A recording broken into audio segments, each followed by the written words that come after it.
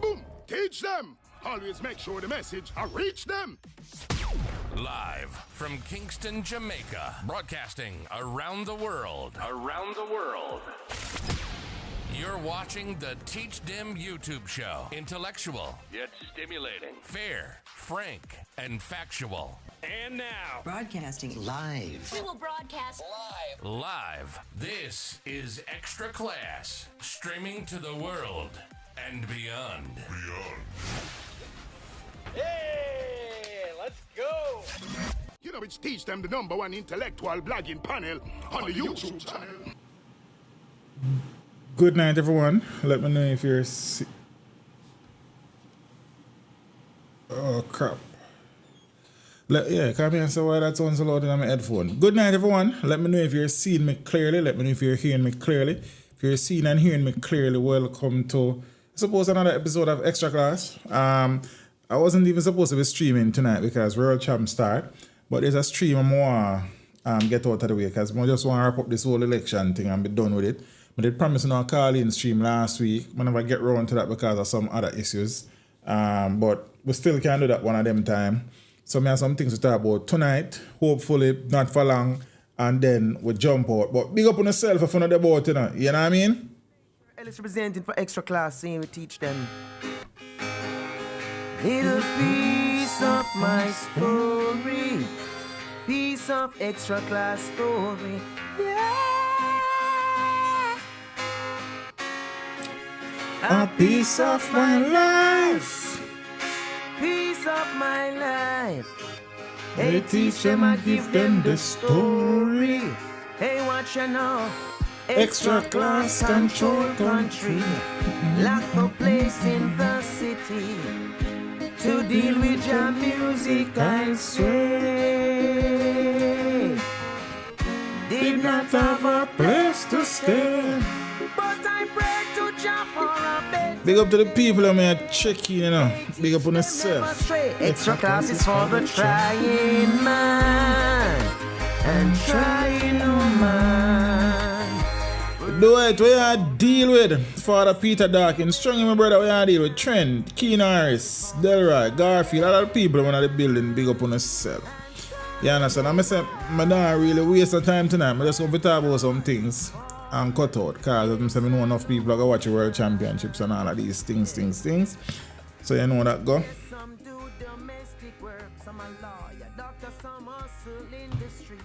They all agree. Extra Class. Yeah, peeps. So the official count of the votes from general election held on September 3rd, 2025 have been finalized and are in, and there were no changes from the preliminary count on the 3rd when the official count was completed.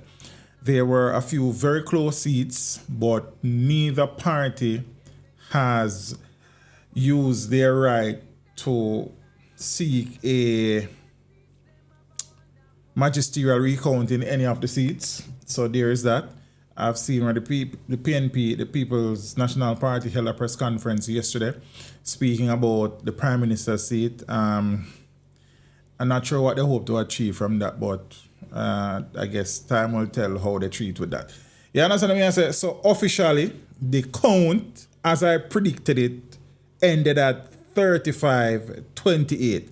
And whilst I had a few seats, I got a few seats wrong, then them kind of cancel out themselves. See? So in terms of the figures of 35-28, that is a seat count that I had predicted, and so said, so done.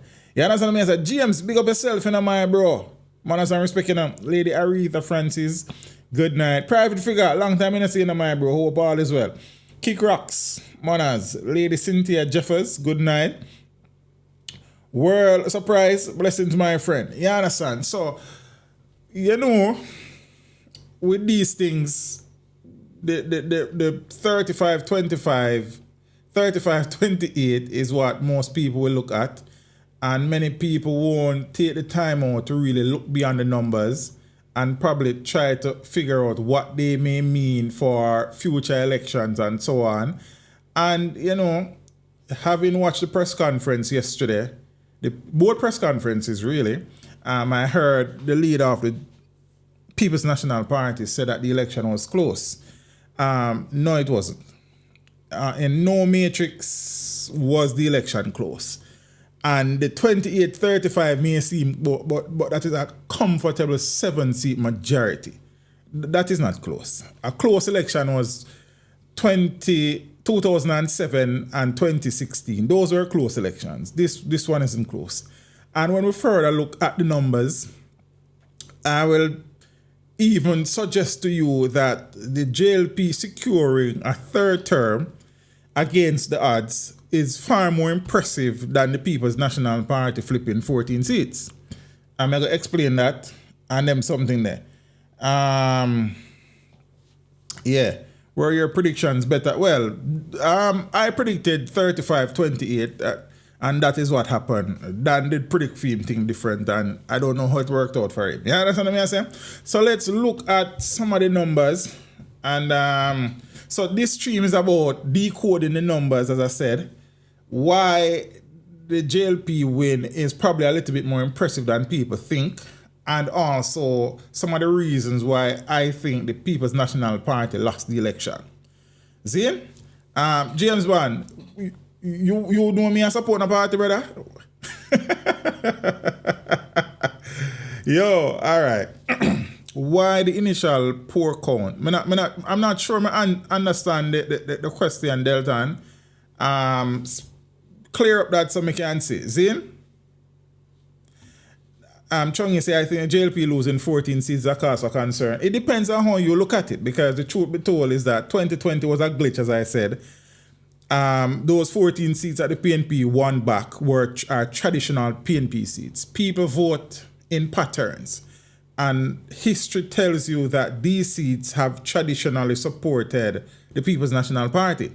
So the glitch of 2020 aside, more than likely, based on voting patterns, based on the campaign, based on the fact that the PNP party was a bit more united and energized, those 14 seats were more than likely going to go back to the People's National Party because people vote in patterns. See? So Chongi said that should be a cause of concern. I think what we have now is a general picture of what our electoral results generally look like for whichever party, generally without any major thing happening.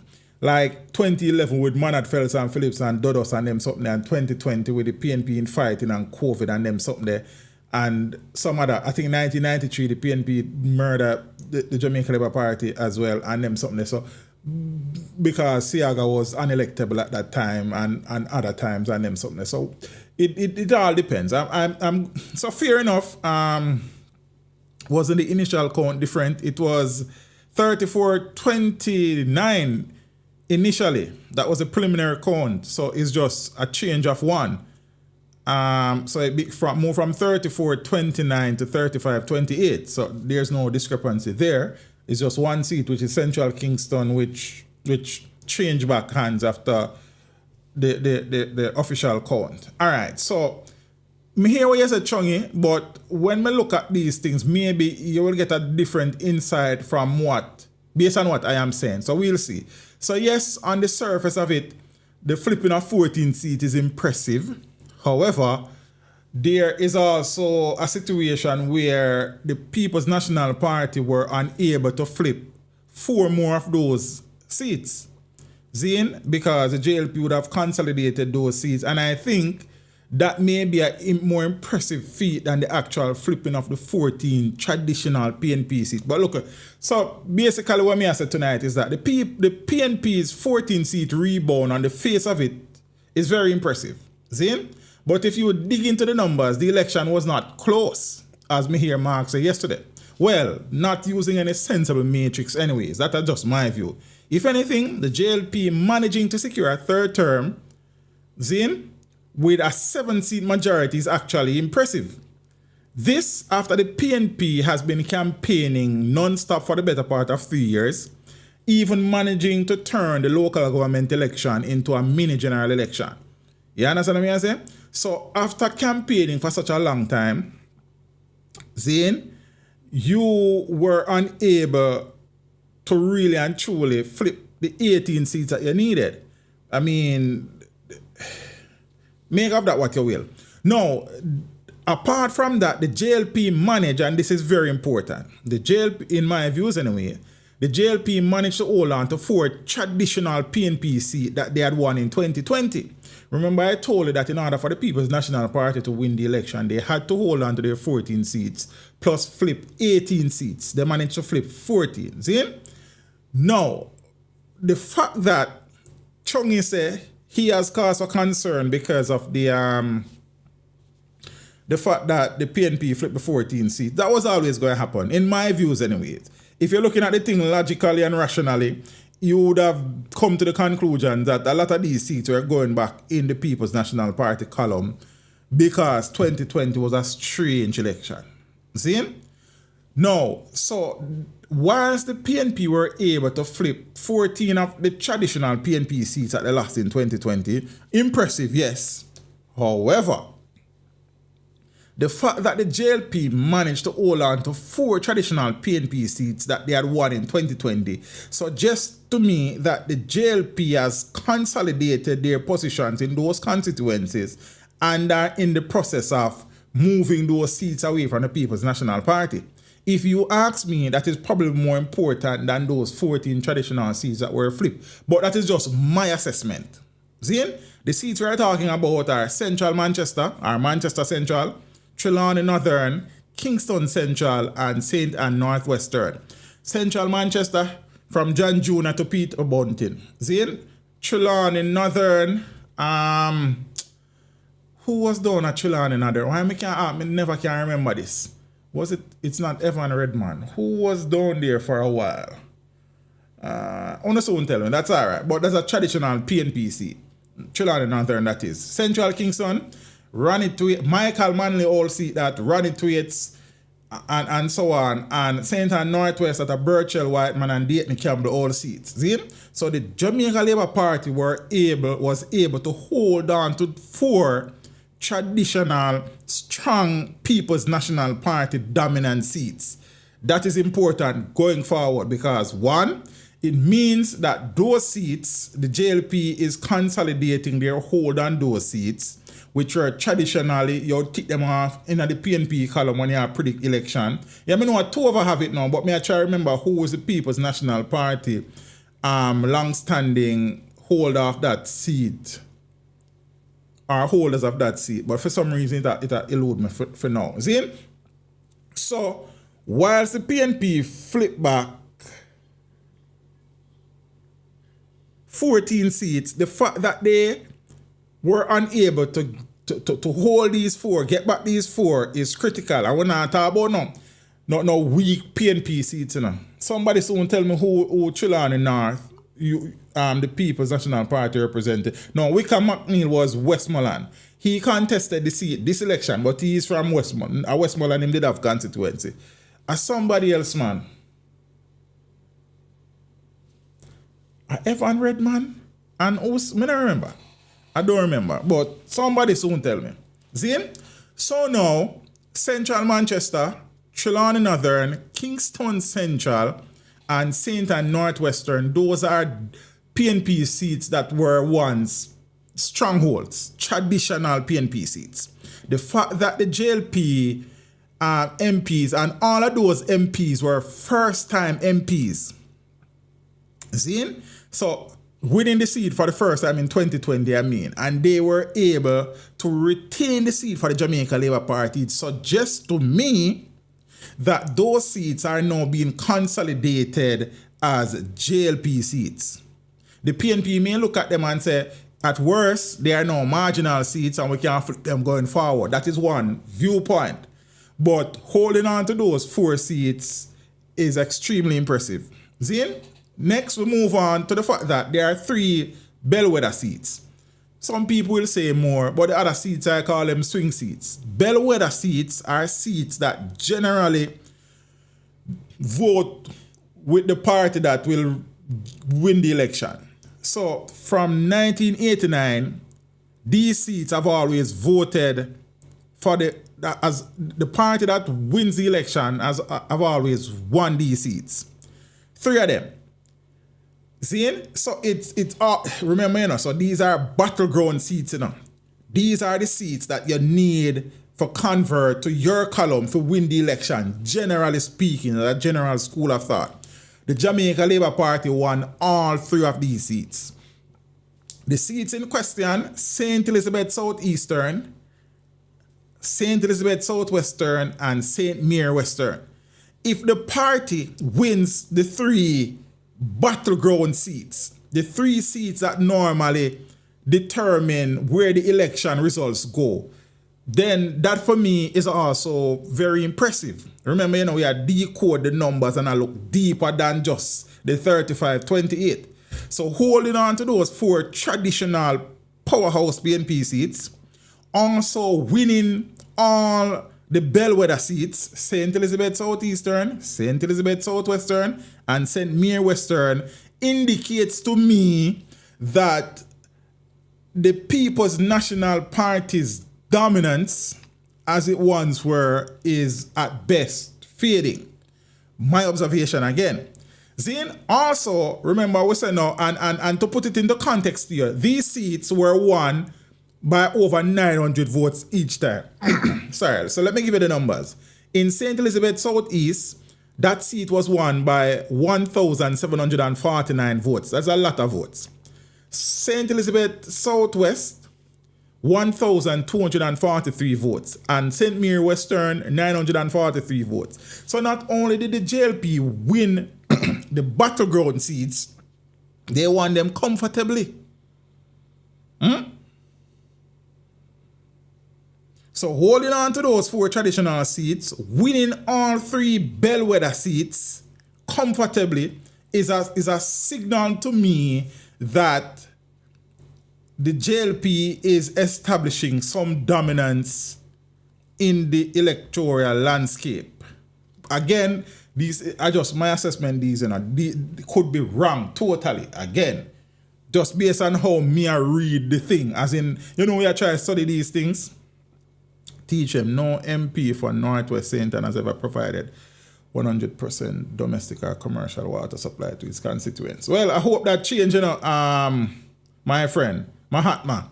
So hopefully the St. Anne Northwest out at a Crystal Lee. So Birchell Whiteman, Dayton Campbell, think probably Oatney Lawrence at one point. I think what's her name had that constituency in the past too. That was Enid Bennett's constituency at one point in time. Could be. Zane? Chungy said, bro, you gave the best analysis of this election. I have to buy a beer. We just talk off our mouth still, brother. What we are so good as Steve make no sense. You understand? But watch out now. Not only did the JLP dominate the bellwether seats, the swing seats, which are seats where you can't say you're sure 100% about it because they have been known to swing with different political tides and winds. These are St. Anne Northwest, St. Anne Southwest, West Central St. James, Eastern St. Andrew, East Rural St. Andrew, and St. Andrew West Rural. All the swing seats plus the bellwether seats were won by the Jamaica Labour Party. Again, as me tell you, you know, when I say things, sometimes people look at, and I know people are going to say me bias and all of them, and that is fine. However, I am just reading the numbers as I see them. The JLP not only secured the bellwether seats, the 3 seats that normally vote for the winning party, they also secure all the other swing seats. Again, St. Anne Northwestern, 562 votes them win it by. St. Anne Southwestern, they won it by 2,179 votes. West Central St. James, they won it by 750 votes. Eastern St. Andrew, they won it by 456 votes. East Rural St. Andrew won by 868 votes. And St. Andrew West Rural won by 1,179 votes. If this don't indicate to you political dominance being built, then I'm not sure what. You understand what I say? So, just a quick recap again for what I'm telling us already. So whilst the PNP holding on to them 14 was very impressive, flipping 14 more, very impressive. But as per Mark saying the election was close, it really wasn't. If you really dive into the numbers and beyond even the 35-28 is not close. I will have 7 seats that I will have 1 week out a seat that a seat for a day of the week. You understand? The JLP holding on to the 4 traditional PNP seats, big traditional PNP seats these so. And those MPs were first time MPs. Rhoda, Central Manchester, Tova, Trelawney, Northern, Donovan Williams, Kingston Central, and Crystal Lee, St. Anne, Northwestern. New MPs, and they were able to hold on to PNP dominant seats. If I was a member of the PNP, that would be cause for concern to me. As I said, they may look at it and say, okay, so they have become marginal seats now, and we can target them going forward because we still have history of voting pattern in it. Fine. But on the surface of it, Zane, it is really and truly interesting to look at. The party also won all the battleground seats. The bellwether seats, St. Elizabeth Southeast, St. Elizabeth Southwest, Western St. Mary, all in excess of 900 votes. 2 of them with over 1,000. See? Also, all the swing seats were normally seesaw between elections. The Jamaica Labour Party won all those seats. St. Anne Northwest, St. Anne Southwest, West Central St. James, Eastern St. Andrew, East Rural, and West Rural St. Andrew. Again, also, in 7 of the 9 constituencies, which are the swing seats where we are talking about, the JLP candidate won by between 750 votes and 2,100 votes, except for Eastern St. Andrew, where them win by 450, and another one where I don't remember off the top of my head. But the dominance, if you're looking at it numerically, the dominance is clear. Well, to me anyways. Now, added to that, and what does I say, the PNP may look at those seats, those 4 seats that the JLP held on to as probably now marginal seats, and seeing them being Verna Parchment. Thanks much. Thanks, Verna Parchment. See? And say, okay, we can flip those seats in future elections. But also, of the 14 seats where Chungy said him concerned about, what the Jamaica Labour Party has done, even though they lost those seats, they have now created marginal seats in a number of those constituencies. Remember, these were always PNP dominated seats. They won a lot of them in 2020, and even though they lost them in 2025, based on the margin of the losses, Zane, it would suggest to me that these seats have been now brought to a point where going forward, no party will be sure who are going to win the seat. So they have now become marginal seats. Zane, and when I look at it and break it down, Zane, so I have it in my notes here. So while losing the following traditional PNP seats, the JLP has essentially turned them into marginal seats. St. James Southern, that seat was one, and these are the preliminary numbers. We never really get around to getting the official count for these seats. But election night, the St. James Southern seat was won by 207 votes. Remember, Derek Kelly had that seat for donkey years before Omar Davis won it for the JLP in 2020. PNP traditional seats. That seat was won by 207 votes. A little bit of vote that in the scheme of Jamaica election and seats being flipped. So that seat has essentially become a marginal seat. So even though the JLP lost the seat, they are now, I'm sure, looking forward to say, okay, 207 was the margin. Okay, this may be in play going forward. as a marginal seat. Portland Eastern, traditional PNP seat. Dr. Bloomfield was the last person to hold it for the People's National Party. I don't remember who had it before him. Zane and Anne-Marie won it in the by-election and won it in 2020. What Anne has done is to now bring Portland Eastern to a point where it can be now considered a marginal seat. The winning margin on election night was 135 votes. Marginal. Clarendon Northern, I think Waverlands won that seat from Dwight Sibley's. And before that, I think Horace Daly had that seat for a long time for the PNP. PNP dominant seat. That seat was won by 68 votes on election night. Marginal seat now. Donald Rod had the seat before Bloomfield. Big up yourself, Chungy. We can't remember all of these things all the time. Appreciate. St. Thomas Eastern, even though it was won by 419 votes, you see? It was Pernell Charles Sr. had that seat in the past, but then Fenton Ferguson kind of turned it into a PNP dominant seat. And Michelle lost the seat by 419 votes. Less than 500 votes make a seat, in my opinion, a marginal seat. Just like I think Fayetteville seat is a marginal seat. Zane, in Eastern St. Andrew, I think her seat is. I also think that St. Thomas has now become a marginal seat. St. Thomas Eastern. St. Elizabeth Northeastern. Yeah, St. Elizabeth Northeastern, I think that was Zeluka just win that for the PNP. Zane? Defeating Delroy slowly, I think. She won that seat by 596 votes. But traditionally, that seat has been a PNP seat, and to not being able to win it by more than 600 votes, I think Delroy slowly would have brought the seat to a position now where in the future it may be in play as well.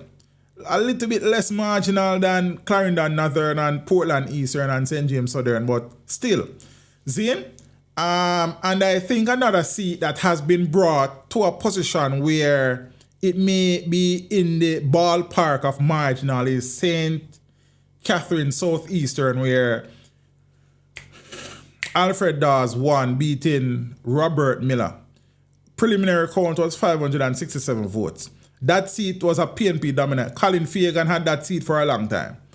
Zane, before Robert Miller won it. So those seats, even though the PNP flipped those seats, Zane, and in all cases of those seats being flipped, they are first-time member of parliaments. So I suppose that even though the JLP lost those seats, they will be looking at those seats in the future, trying to get them back in a for them column based on some dynamics there. Me just looking at the thing. You understand what I'm saying?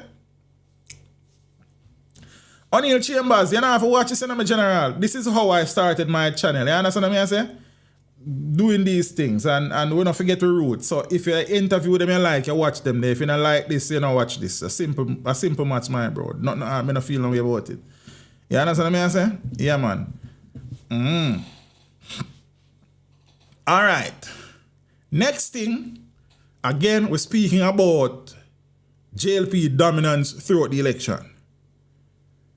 Of the top 10 seats based on vote count, of the 10 seats that any candidate received the most votes, 9 of those seats are Jamaica Labour Party candidates, MP elects now. Number 1, Everald Warmington, official recount, 11,013 votes. He is the MP elect that polled the most votes. Number 2, Floyd Green, 9,705. Number 3, Matthew Samuda, 9,528. Number 4, Pernell Charles Jr., 9,528. So Pernell Charles and Matthew had the same number of votes.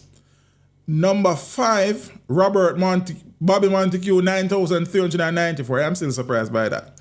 And the only People's National Party member in the top 10 is Mark Golding, polling 9,371 votes. Number 7 is Juliet Olness, 9,364 votes. Number 8, Frank Witter, 9,318. Number 9, James Robertson, 9,252. And number 10, Olivia Grange, 9,217. So of all the candidates, the 10 candidates who got the most votes as a candidate, 9 of them are JLP candidates. Only one represented the People's National Party, and that is Mark Golding. And again, if you ask me, that is suggesting that the political landscape in the country has changed, is changing, or is on the way to changing. That are just my observation. See? Now, also, the Jamaica Labour Party secured the popular vote. I think not by a lot though, probably by about 10,000 or some mash votes. See? But all of those reasons that I gave you are, in my opinion, reasons to dispel the notion that the election was close. On no measurement was it close, if we are being honest, based on the numbers, and I just laid them out to you. See, and this is not how me feel, you know. This is what actually happened in the election. These are the numbers. You can go on the Electoral Commission of Jamaica website, or the website that were tracking the election last week, Wednesday night, and the numbers are there. And it's not me make them up. You understand what I say? I am suggesting that the JLP's victory is far more impressive than people are just looking at it on the surface at 35-28. These are the things that political commentators sit down and look at, and these things guide them when they now go forward to predict how they think an election will go. These are benchmarks that you use to say, okay, the trend is X or the trend is Y. You understand? So, and I am quite aware of the fact, having been doing this from, well, the channel started in 2016, but I started streaming about 2017. I understand all these things. So, when you treat with particular topics, if they are in favor of one group of people, the other set of people accuse you of being expert. And that is fine. That is not a problem. So I know it go. I am just like how when I sat down on the 22nd of August and went seat by seat to give my prediction, it was based on what I thought would happen. This now, and what I think happened, it is what has happened. So we are now saying that what we are talking about tonight are facts. The 22nd was prediction. What I think is going to happen. Now, the election occurred, and these are the things that have happened. The JLP secured or held on to 4 traditional PNP seats. They won the 3 battleground bellwether seats. They also won, I think, 6 or 7, the rest of the swing seats. They win all of them seats. The swing seat, battleground seat were won.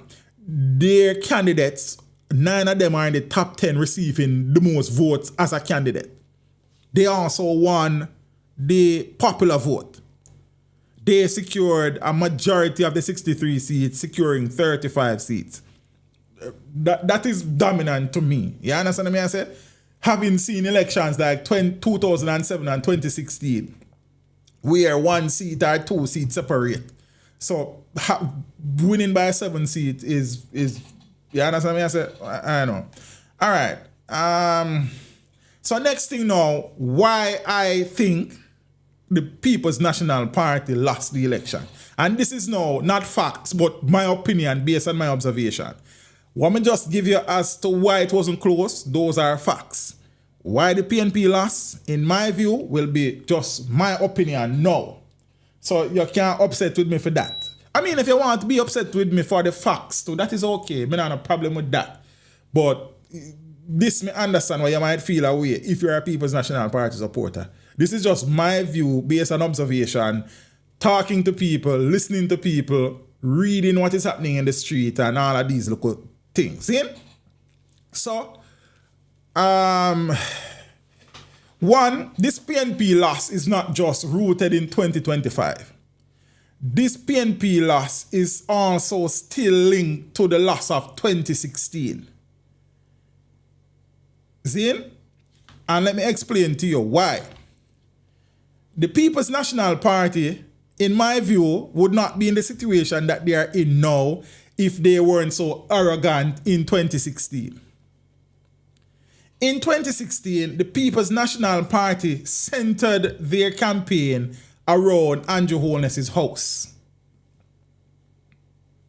Instead of pushing their plans to the electorate, it was Andrew's house. So much so that they took the decision based on the whole Andrew house situation that they will not do the leadership debates, and the electorate felt disrespected. That election, the Jamaica Labour Party was never going to win if the PNP did put them ducks in a row. But they gift-wrapped the election and gave it to Andrew and have not been able to get a foot in the door since. So this 2025 loss, similar to the 2020 loss, is also deeply rooted in what they did or didn't do in 2016.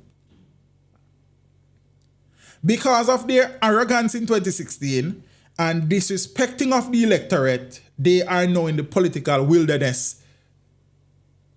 3 elections down the road. Yeah? All right. So let me explain to you how that goes on. Because they did not do the leadership debate and spend so much time on Andrew's house, and was there merit to speak about Andrew's house? Of course. But they made it the center of their campaign instead of policies and programs. That 2016 loss led to Portia being forced out.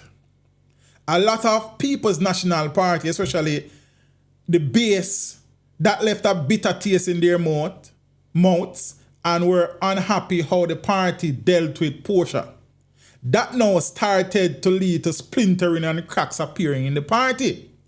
Eventually, Portia stepped aside, or some say she was forced out, and Peter Phillips assumed leadership. Peter Phillips assuming leadership now also rubbed a lot of people in the hierarchy of the party the wrong way, because other people there felt that it was their time and not Bunting's time and not Phillips' time. Bunting was one of those persons.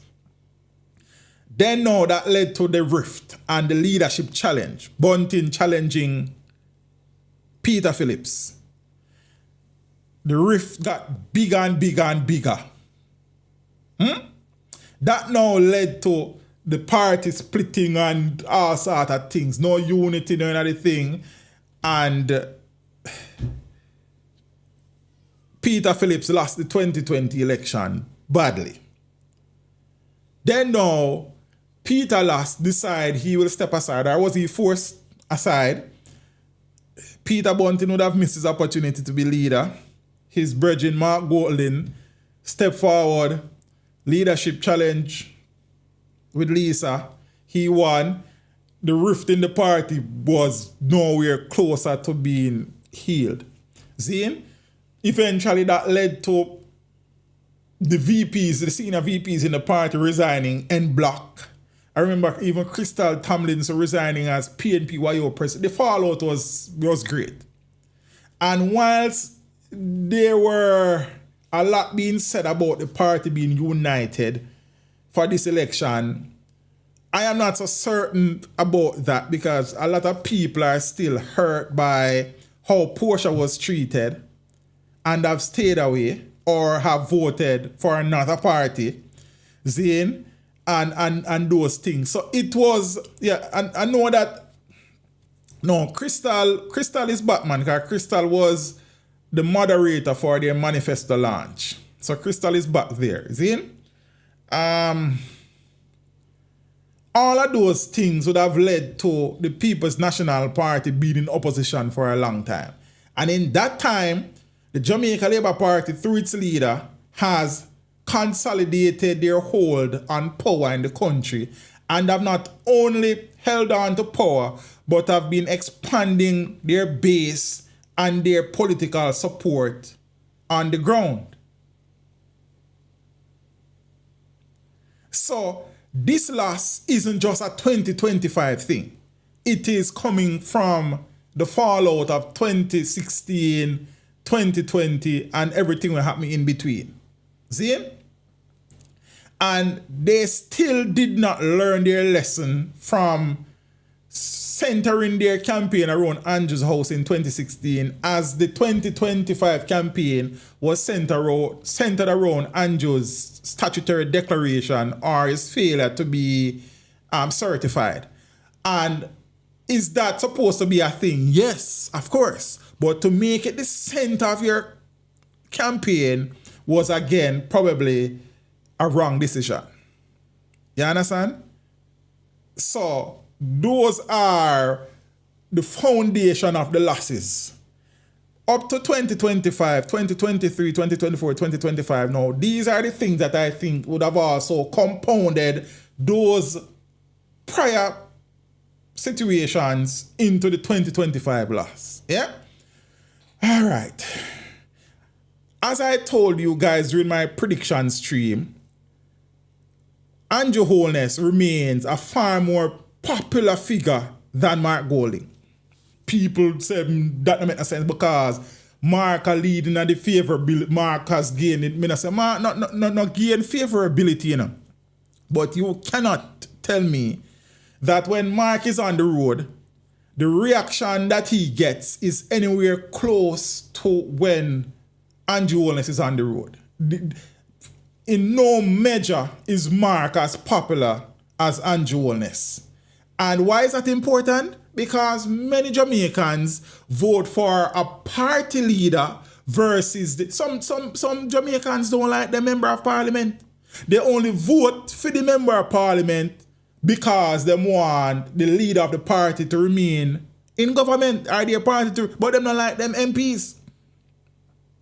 So a lot of them, their votes wasn't for, even the PNP, the same thing.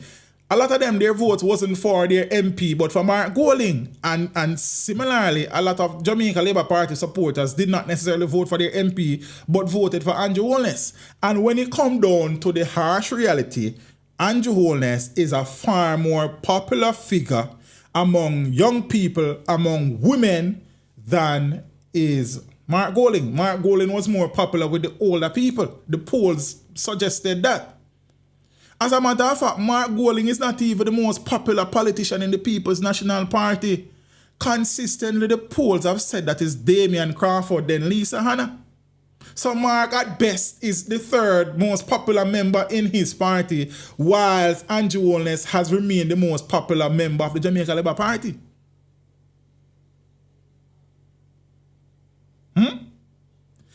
And again, when we say these things, people get hot under the color, the board, the bias, unlucky. We are taught the thing how we see it. You understand? I'm just saying, give you the facts already. And say, if a facts, okay with that, you take the facts and you go on. Now, may I tell you my personal opinion through observation and gauge in the streets. Mark Golding, at no point in time, can rival, up to this moment, Andrew Holness in terms of raw popularity. Cannot. Mark, as I said, he's not even the most popular person in his party that are Damian Crawford and Lisa Hanna. So that shouldn't tell you a lot of things. So a lot of people voted for Andrew versus voting for the member of parliament. I mean, explain to you said that was going to be a thing. But again, you don't listen to me. You understand? You prefer listen to some people in them echo chamber, whether it is a JLP echo chamber or a PNP echo chamber, saying the same thing to the same people and repeat over and over because of that you don't want to hear. You don't want to hear somebody who are going to call a thing as is, no matter what. You don't want to hear that. You don't want to hear, but not the truth. So that's one. Zin? All right. Another thing, we grew up here and say, Jamaica PNP country. I said in that prediction stream, I said in my election review stream the night after election, is that if the PNP is still, if Jamaica is still PNP country, the capital has changed and they were notified. Because down the years from 2016 to 2025, the Jamaica Labour Party has improve its standing in terms of political strength in this country. The People's National Party political dominance has been broken. A party cannot win 3 terms in office if the next party's dominance is what it once was. Cannot be. So automatically you will see that the dominance that the PNP once had during the latter years of Manley, the years of Michael, of PJ and Portia at some level, that has changed. Again, you don't have to take my word for it. Just look at the elections 2016, 2020, 2025. And that was beginning to change from 2007 when Bruce Golding won the election. And I believe if Bruce never get caught up in the Dodos thing, Portia probably would have never beaten him in an election either. Again, that are just my views. No people are going to have a problem with that, but it's all right. Next thing, so the PNP's dominance has been, the back of that has been broken. Whether you want to admit it yes or no, it is just, the election results are there to show you. So you don't have to take my word for it. See, next thing, the Jamaica Labour Party, especially in this election campaign, was a more cohesive and organized entity with all their members generally singing from the same hymn sheet compared to the People's National Party. No matter what the issue was, anybody who was interviewed by the Jamaica Labour Party or who spoke on these issues were always saying the same thing, for the better or for the worse. With the People's National Party, not at all. So being cohesive, being more organized, it was evident, and I'm going to point out to you a number of instances where this was evident. The People's National Party members kept on sending, and the party itself kept on sending mixed messages to the electorate. For example, 1, when Juliet Holness was appointed as Speaker of the House, the PNP accepted it. The leader of opposition business in Parliament, Philip Palwell, basically voted in favor of Juliet Holness becoming a Speaker of the House. However, the party leader, 6 months later during the budget debate presentation, said he was not in favor of this, and subsequently the party wasn't in favor. So one member of the party said something and the leader say another thing. You never saw that with the Jamaica Labour Party. I don't know what them do and what them sit down and say, but they were always singing from the same hymnal while the PNP was singing a different song each time. That is one example. I'm telling you, so when I did get there at Teachers College, I never waste my time, you know. You understand? That's how we build lessons. Watch me now. Number 2, the finance spokesperson for the People's National Party stood in Parliament and said he was okay and in agreement and satisfied with the 300% increase in politicians' salary. He even went as far to say that, will there be any consideration for retired politicians? Remember, you know, the finance spokesperson said this, you know. Lo and behold, the party later distanced themselves from Robinson, said them not agree with it. That's example number 2. So they are always singing from different parts of the hymnal. You understand?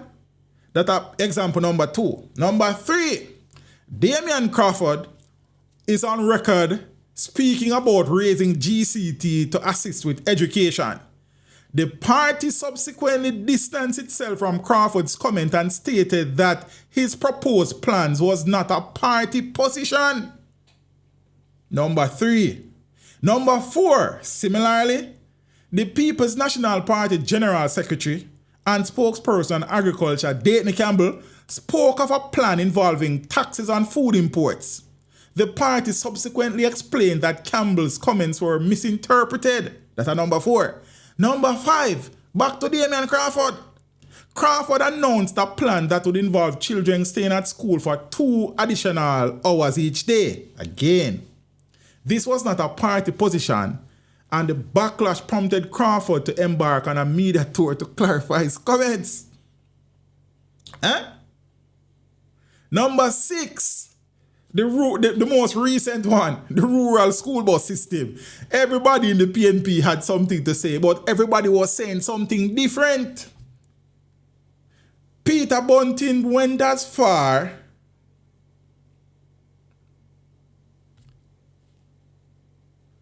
Samuel, big up yourself. My respects to you, sir. But if you don't know my history, do some research, then you talk to me. See? You understand what I say? This is how we built our name, my friend. We started interviewing artists later down the road. That is not what defines me and my channel. My channel is about teaching them. We don't just teach them about music. You understand? This channel has been treating with the political, social, economic issues affecting Jamaica from 2016. We never lost that, my friend. You understand? So big up yourself. So you're probably a late comer to the channel. So do some research, man. The videos are there. A long time we have beat people, and I just know. You see me? The music thing was an additional thing. It's just that probably that is what blew up the channel. I guess, maybe. You understand? But that is just one part of what I do. I'm multi-talented, man. So watch you now. Peter Bunting went as far as to say that the old boss them are going to crash and kill off people pitney. And Michael Phillips had something different to say. Damian Crawford had something different to say. Julian Robinson had something different to say. Mark Golding had something different to say. And so on and so forth. They were never coordinated. Zane, and their positions were never a unified position. It was always somebody saying something and the party then distancing themselves from it. You see me? Also, they had difficulties convincing the public about how they would fund many of their plans without increasing taxes, especially their $3.5 million tax break. Zane, this turned out to be their main campaign item, even though it was not a part of their manifesto. See? And that 3.5 million thing was announced on the political platform. I think it was a Mandeville rally. A few minutes after the Prime Minister had suggested that they will reduce the income tax threshold from 25% to 15%. So was that a knee-jerk reaction? Again, them not upon the same him shit.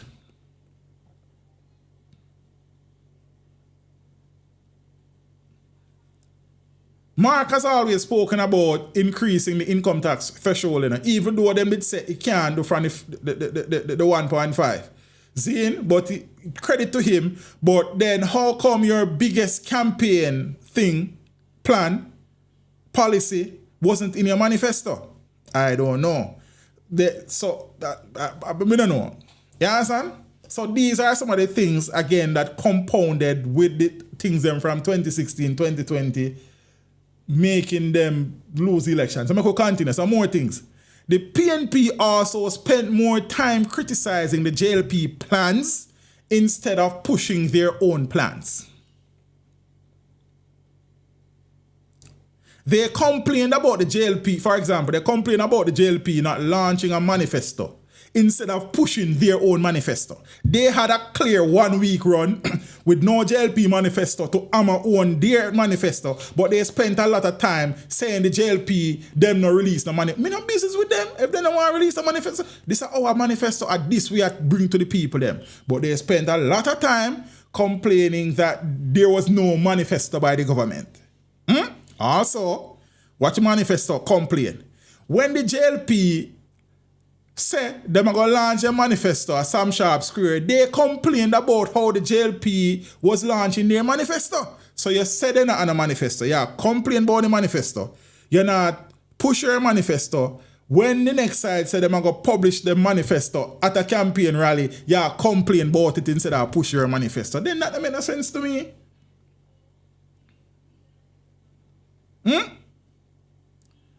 Then now, they said they were going to come with a manifesto light after their main manifesto was published, after the JLP published for their manifesto. Nobody had no time for reading a second manifesto. You had 1 week for yourself to push your manifesto, but you stood there complaining about the Jamaica Labour Party not launching a manifesto. You should use that as an advantage. Never interrupt the enemy while they are making a mistake. Like, man, I know. Strange. Zin? No. When the JLP said, when the Prime Minister announced that the party, if returned to government, would increase the minimum wage double the minimum wage over a 5-year period, the PNP then spent the remaining time of the campaign complaining about that instead of pushing again their plans and policies. Remember, you know, Mark Golding has always been critical of the minimum wage, and I may have receipts. See? All right. Because when the JLP became government in 2016, I think the minimum wage was 6,500, I think. I'm not sure.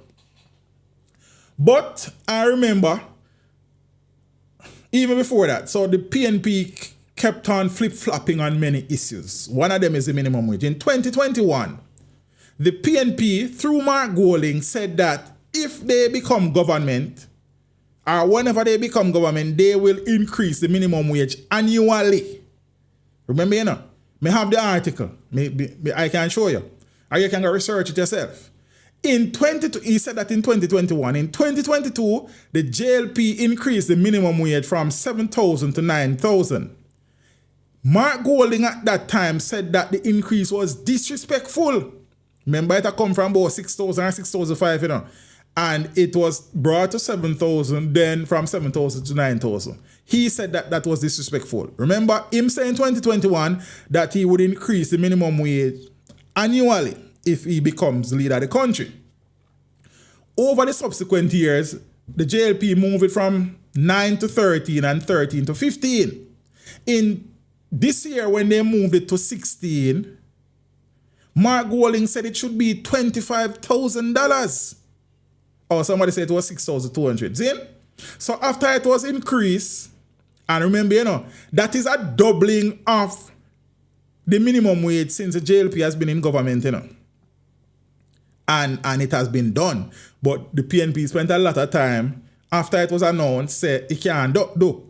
And they are on record saying that these increases in the past no make no sense because the 16,000 should be 25,000. Now, when the Prime Minister announced, say, over 5 years, them are going to double it, the PNP, instead of pushing their plans, were busy saying that it was an attempt in desperation to buy the election. When they same one said them would increase it annually. So a lot of flip-flopping and people observe. Look here, a lot of people think Jamaicans are dunce people, you know. So, some people out here pay attention to these things. So I could talk about some more of the flip-flopping thing. So they spent the last few years opposing most things. And I think one of the things that happened to the People's National Party, remember I tell you when I just started, said they would have spent the better part of the last 3 years campaigning. I think that a lot of people became campaign fatigue listening to the People's National Party. Again, that's just my opinion. Watch this now. So, they spend a lot of time opposing a lot of things. And I mean, as opposition, you do that. But you do that for the betterment of the country. Not necessarily for political gains. But I can't tell a man how to run them show. The PNP was adamant when the murder rate was extremely high that the government cannot control crime. Irrespective of the measures, I mean, they were more supportive of zones of special operations and SOEs to their credit. But they were very much against the imposition and maintenance of SOEs, so much so that they brought the government to court. During this time, the government were investing significantly in the security forces. rebuilding police station, refurbishing police station, expanding the fleet, expanding the technological capacity and capability of the force. Eventually, those efforts started to reap success and the murder figures started to trend down. All of a sudden now, the People's National Party were adamant that the government cannot take responsibility for the reduction in crime. So who will take it? Who was taking the blame when it was high? The government. So why shouldn't the government take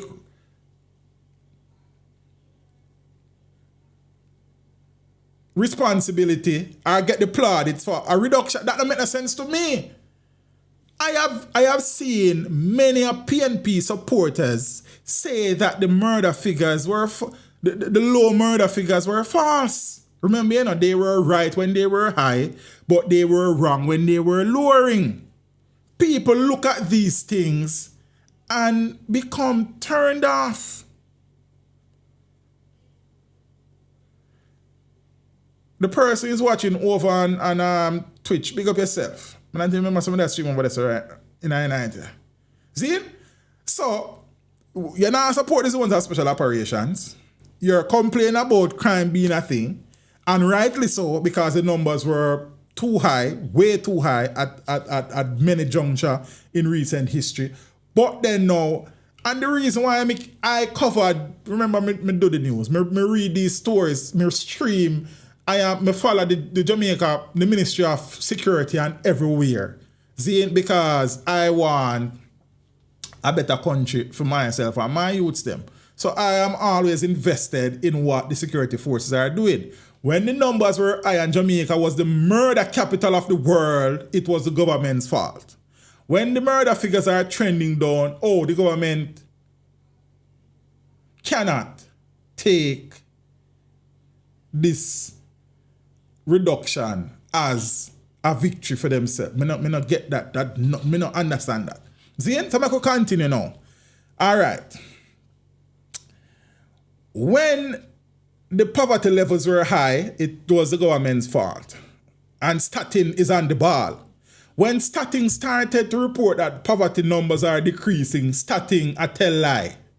And Statin a falsify numbers. Same thing for the unemployment rate. When it high, the government fall. People are suffer. People want jobs. But when the Statin numbers were now not supporting the agenda, these numbers were being falsified. Me not understand that. See?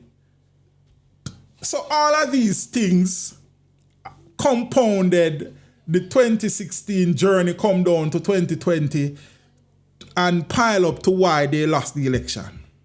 And as I said, based on what I'm telling you earlier, and the figures that I went through, the election was not close.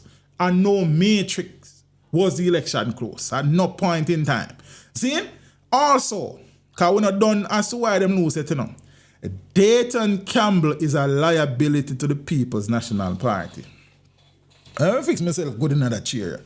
Because more time, people don't like, and if the People's National Party decides that they don't want to hear good reason, they may feel it again in the future. Dayton Campbell has lost, 3 elections as General Secretary. The General Secretary of the party is the CEO of the party. They are responsible for the functioning of the party. So if the party does well, the General Secretary has to get some praise. So if the party is not doing well, then who for fault? Then the General Secretary. Dayton Campbell is a liability to the People's National Party, and I'll explain to you why I think so. See? So, Margie said building police. So, all right. So the police have not work in a good condition. We complain. Videos say roof a leak and the police them do this. Everything cannot be done one time. If successive governments of this country had done what they were elected to do, then the police probably would have been wearing body cam from 10 years ago. But because all the things that should have been put in place down the years by PNP government and JLP government, we are where we are. And everything cannot be done at one go. Police can't respond because vehicles are not there. Vehicles have been added to the fleet. It's a problem. We can't can't reach the milk and honey flowing on the street sides one time, brother, because both political parties have failed us in the past.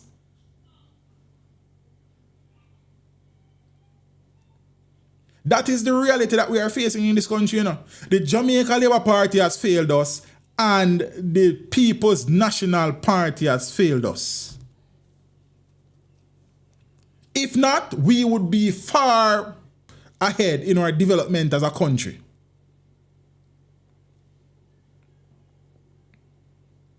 Do the police need to wear body cams? Yes. Will they get there? I definitely hope so and think so. But at the end of the day, not wearing body cam cannot detract from the improvement that has been made to the police force over the years. Yeah, talk about building. And we see them when I complain when we see police are dropped through floor in the past, bro. And roof a leak. And police not have nowhere to store documents. Come on, man, I could be real about the thing. The party that you support and the next party we gonna support has failed Jamaica.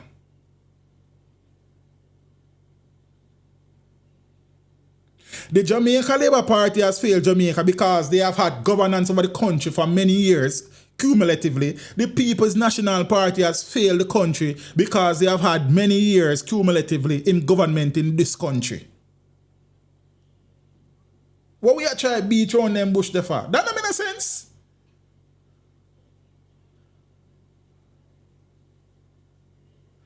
But me understand these comments are coming from people who don't know me or know me operate. But you are going to learn, say, I am of the view that both political parties have failed us. Because we are not where we could have been or should have been. There is no political party that has done all good for Jamaica and no political party that has done only bad for Jamaica. Both of them have done things in their time for the betterment of the country. However, a lot more could have and should have been done, and we should have been further along in our development as a nation. So nobody come to me with no one side of the fence thing. Y'all get it. So just learn that.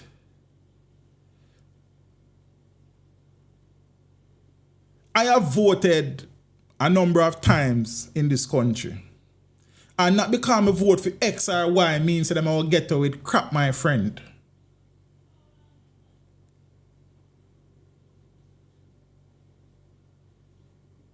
And that's how me operate. This is not a PNP arm or a JLP arm. This is my channel that I build from scratch, grown up. And it will never be a case where I come blindly defend any party or politician. Because politicians, I don't serve politicians. Politicians serve me and the citizens of this country, irrespective of which party them represent. So don't pretend like so a few bad areas when need work and improvement should detract from the fact that good is happening.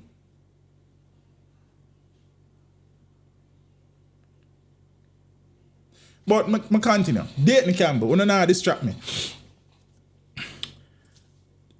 In recent weeks, so I could start from in recent weeks. And let me show you how Dayton Campbell continues to be a liability to the People's National Party. Leading up, Dayton Campbell, mind you, is the People's National Party representative on the Electoral Commission of Jamaica. He is earning at least $24 million a year of taxpayers' money representing the PNP on the Electoral Commission of Jamaica. Just like Tom Tavares, Finse, he might earn the same thing representing the Jamaica Labour Party. Dayton Campbell, in leading up to the election, said two things. Remember, you know, the context I'm going to give you, he is a People's National Party representative at the EOJ. Or ECJ, one out of them. One of them. He said on a political platform that the People's National Party had bought thousands of lamps integrity lamps for their indoor agents to examine the identification cards of would-be voter. Not my identification card. Because no indoor officer from no party can ask you for my it might in the something, you know, but and your record what them tell you say. So the presiding officer whosoever govern my voting there, so at them me a deal. You can't come tell me if you can't find a lamp on mine and move friends with that. The ECJ had to release a statement to clarify these things because of what the People's National Party representative and the ECJ said, and also the party's general secretary. He, on the first day of voting when the security forces and election workers voted, he publicly stated that based on his information, the People's National Party was leading in, must say, 47 seats based on how members of the security forces and election day workers voted. This man is the representative of the party on the Electoral Commission of Jamaica, at the Electoral Commission of Jamaica. Him should know better. And each time the Electoral Commission had to release statement to clarify these things. Zane, if you don't think that turn off some people, you're wrong, but I could go and talk. Campbell is often loud, and nothing is wrong with being loud. He is often vulgar. Nothing is necessarily wrong with being vulgar, you see? Except the fact that whilst it will serve as riling up and stirring up the base of the party, remember, the base of the party will vote irrespective of what happened. Most times, them are going to vote for them party no matter what. So your job, having studied politics and observe, theoretically study politics in college, but just an observation. So you want to keep your base active, you know. But in a general election campaign, your job is to get the base panel level, but to convince the undecided and to also convince some other people from over the next side to join your side. Dayton Campbell, no, is often loud, vulgar, in some cases obnoxious. Zane? And whilst that appealed to the party's base, I am of the view, talking to a lot of people, that it turns off a lot of undecided voters.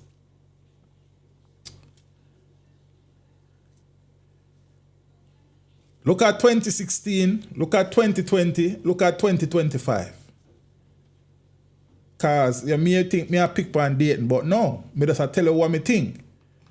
So, yes, mobilize and energize the base, but what happened to the undecided? If the CEO of your party sells your party a particular way, I remember the undecided is from many different localities, have varying levels of education background, and are of different levels on the socio-economic scale.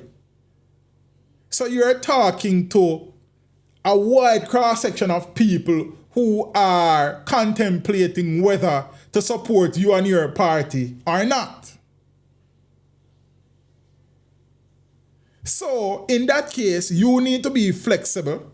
You need to be able to adjust yourself and your tone to attract as many people who are undecided as you possibly can. But no, we're not done yet. Added to Dayton Campbell being a liability, I have observed where a number of channels, big and small, have or had dedicated themselves to spreading the People's National Party message during the campaigns. Big and small channels. Not channels that I watch, but I will see a 1 clip or a 2 clip or some. Me see some people. You understand what I'm saying? And remember, me tell us, I think people eventually suffered from PNP campaign fatigue. Watch a style.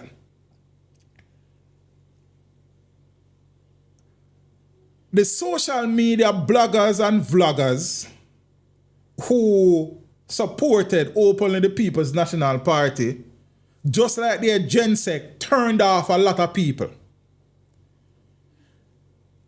Those people were the people outside of their echo chambers, because this is what they built. They built echo chambers speaking to the people who want to hear what they say on a daily basis.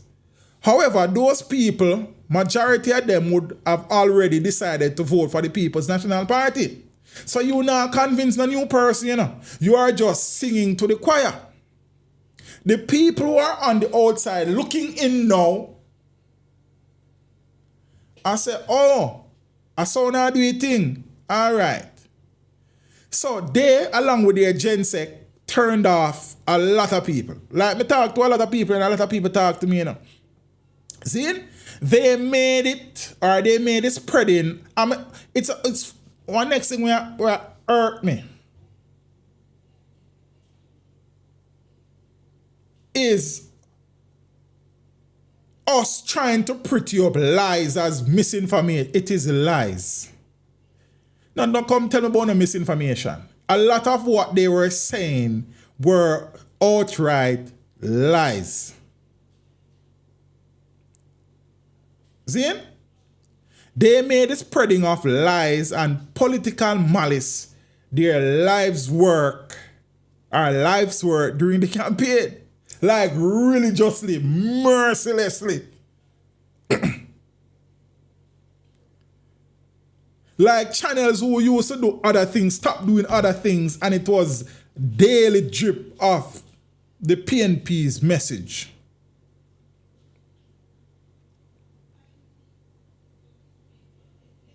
No, it was obvious that they were taking cues from the gensec, and in many instances were vile, disrespectful, and in some instances were bordering on extremism. I have seen clips in recent days of people calling into program suggesting that the Prime Minister should be put out in the public and hanged or shot or chopped or burnt or whatever. And the hosts of these platforms are not taking a stance to say, brother, move from here with that. Irrespective of your political preference and the party that you support, you cannot entertain these kinds of conversations.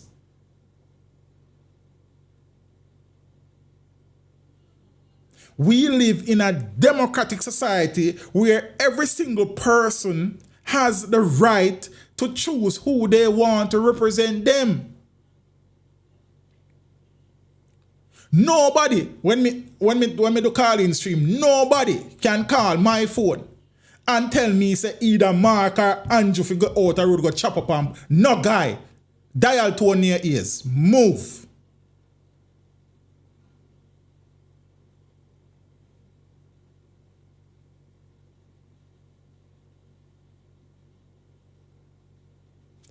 Moses, you probably have difficulties understanding and interpret the things I say. This stream is about why I want party to lose the election, the People's National Party.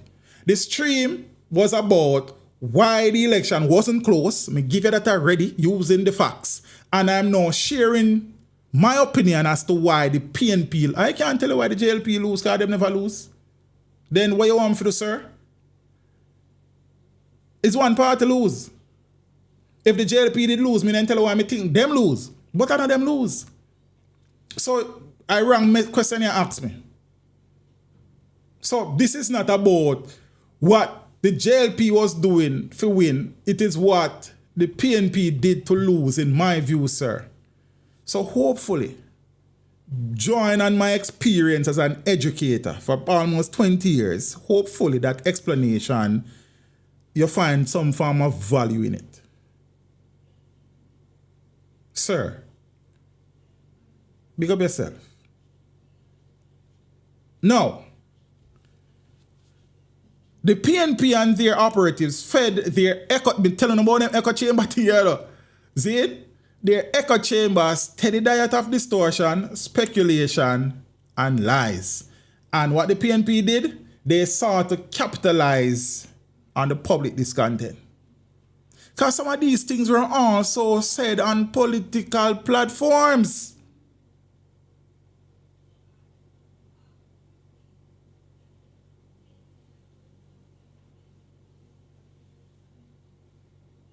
Now, I'm telling you why so far I think them lose. I'm not telling you the most important part yet. Most importantly, the PNP lost the election. And listen me good. Because the Jamaica Labour Party, for all their failings, because they have failed in a lot of regards, for all the scandals, all the accusations of corruption, and instances where corruption was brought to bear, and accusation of nepotism and cronyism, they were able to deliver some of the promises that they had made. Again, and when me see, remember there was a booklet of 260 promises that they said and they achieved. You can go read it. See? So even though they had some failings, even though there were a number of scandals that surrounded them, even though there were accusations of corruption, mind you, especially against the leader of the party, and that has to take some bearing, See?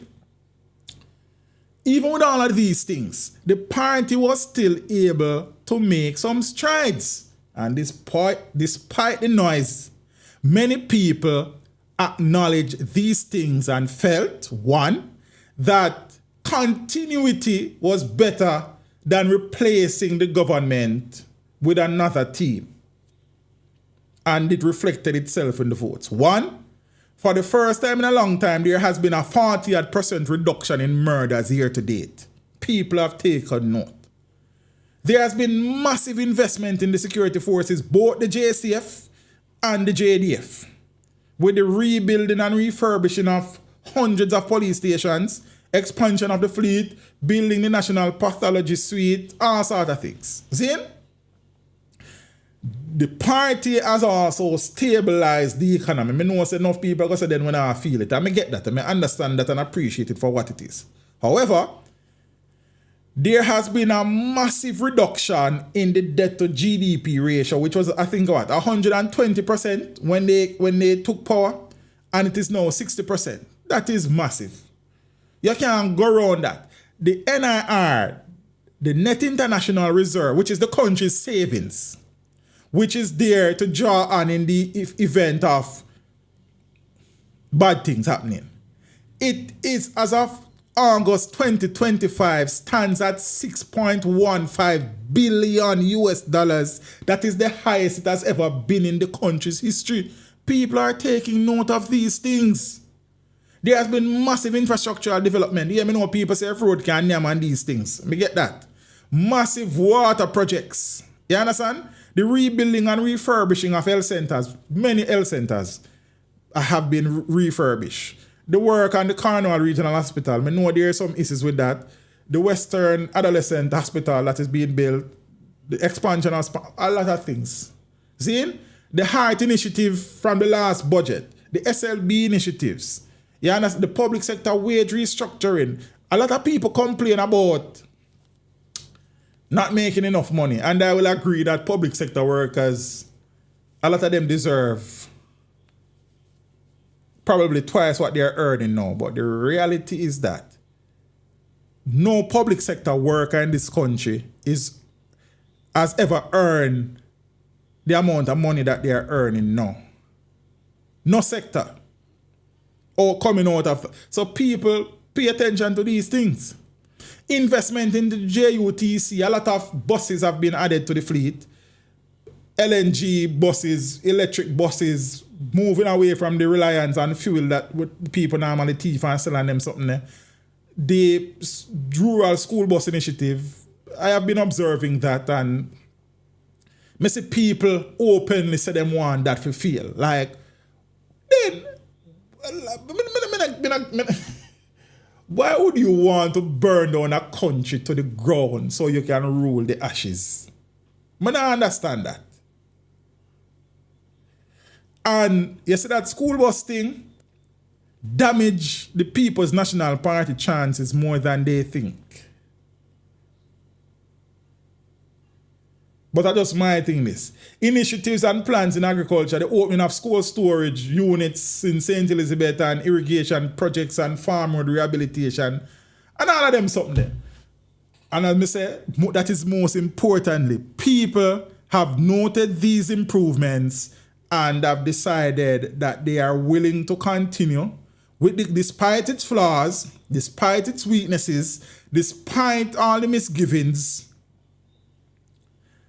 Majority of Jamaicans, as the election showed on the 3rd of September, decided that they prefer to stick with the government than to change to the People's National Party. And those are some of the reasons why I think the People's National Party lost the election. Having said that, I watched both press conferences. I'll talk about Ruel Reed and Norman Scott and the baby ear situation and some other things. Me not stream because I say world champs are going. Me need for what some plus. Or maybe, I don't know. We see what going on. Go there. But me just come to talk about the election tonight. You understand what I say? Seeing? Does this government have failings? Absolutely. Are there questions around corruption and nepotism and cronyism and isms and schisms? Absolutely. See? Could they have done more and should they have done more? Absolutely. Notwithstanding the fact that we would have gone through the COVID-19 pandemic, which would have set us back in all sectors a few years, especially in education.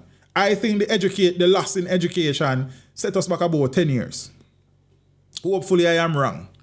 You understand? Economically, during COVID, not one public sector worker was laid off. People remember these things.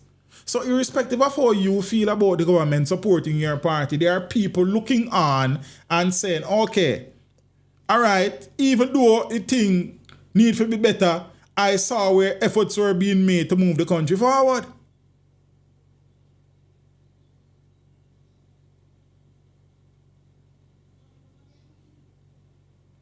These are the realities. It may not sound good to you because your party may have lost, but the realities are just the realities. Looking at the election numbers as I did at the beginning of the stream tells me a lot of things. You understand? So, I mean, to be honest with you, Stevie, having the leader of your country not being able to be certified by the certification body over his finances is a cause for concern. There's no two ways about that. And whilst the Prime Minister has not been charged for anything, I would have read the report, and as somebody who I think is able to read and interpret on a local level, there are grey areas in that report, my friend. You understand what I say? It was 34-29 preliminary. That was the night of the election. So those are preliminary results. After the election and thereto after the official count begins. On the official count, Central Kingston was declared for Delroy Williams. And on the night of election, it was declared for Steve McGregor. So it became 35-28. You understand what I say? It's not 1 or 2 or 3 years the Prime Minister's statutory declaration has not been certified. You know?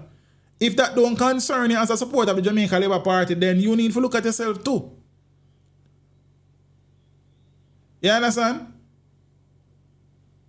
And if Mark Golding, when you look at Mark Golding financial thing, a lot of Mark Golding things are in a trust overseas. That concerns me. as well. So that when me I tell you, so when me look at politics, I look at the betterment of my country. Donovan Williams, not Delroy. Delroy is Clarendon Central. My apologies. They're my brother. Mix up. You understand what I say? I don't look at what is going to benefit the PNP or the JLP. I look at what is going to benefit Jamaica land. I love a country that I have given almost half of my life to building.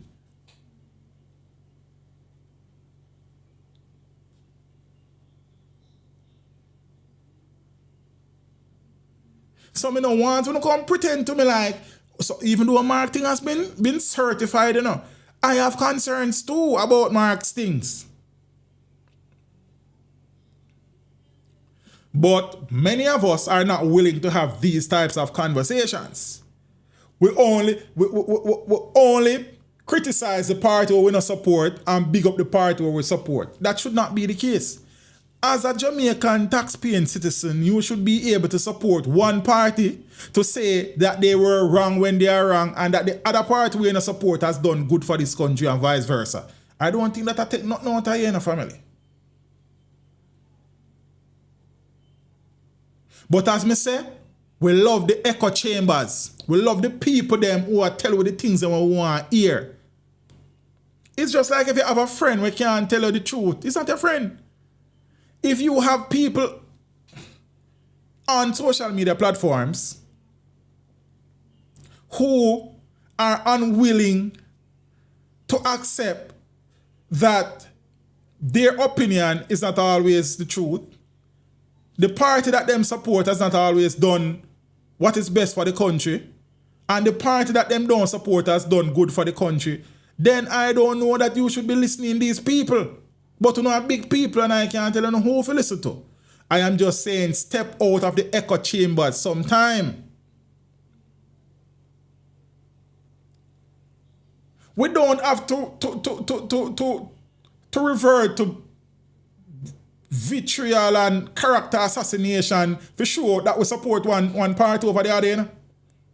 We can speak about policies and plans and programs that whichever party you support are pushing.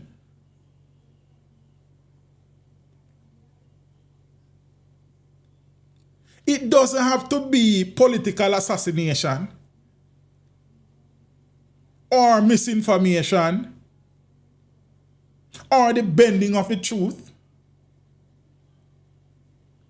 We can all support the party where we think is best able to move the country forward on policies and programs and the performance or lack thereof. If this country can reach during my lifetime, I would be a happy man. But based on what I have observed, especially in this election cycle, is that we are going down a road that is a slippery slope.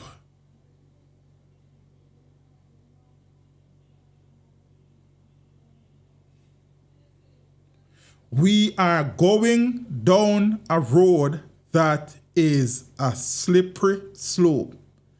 When we can have platforms where people are calling in, wishing death on our leader, whether the prime minister or the opposition leader, we are going down a road that is a slippery slope.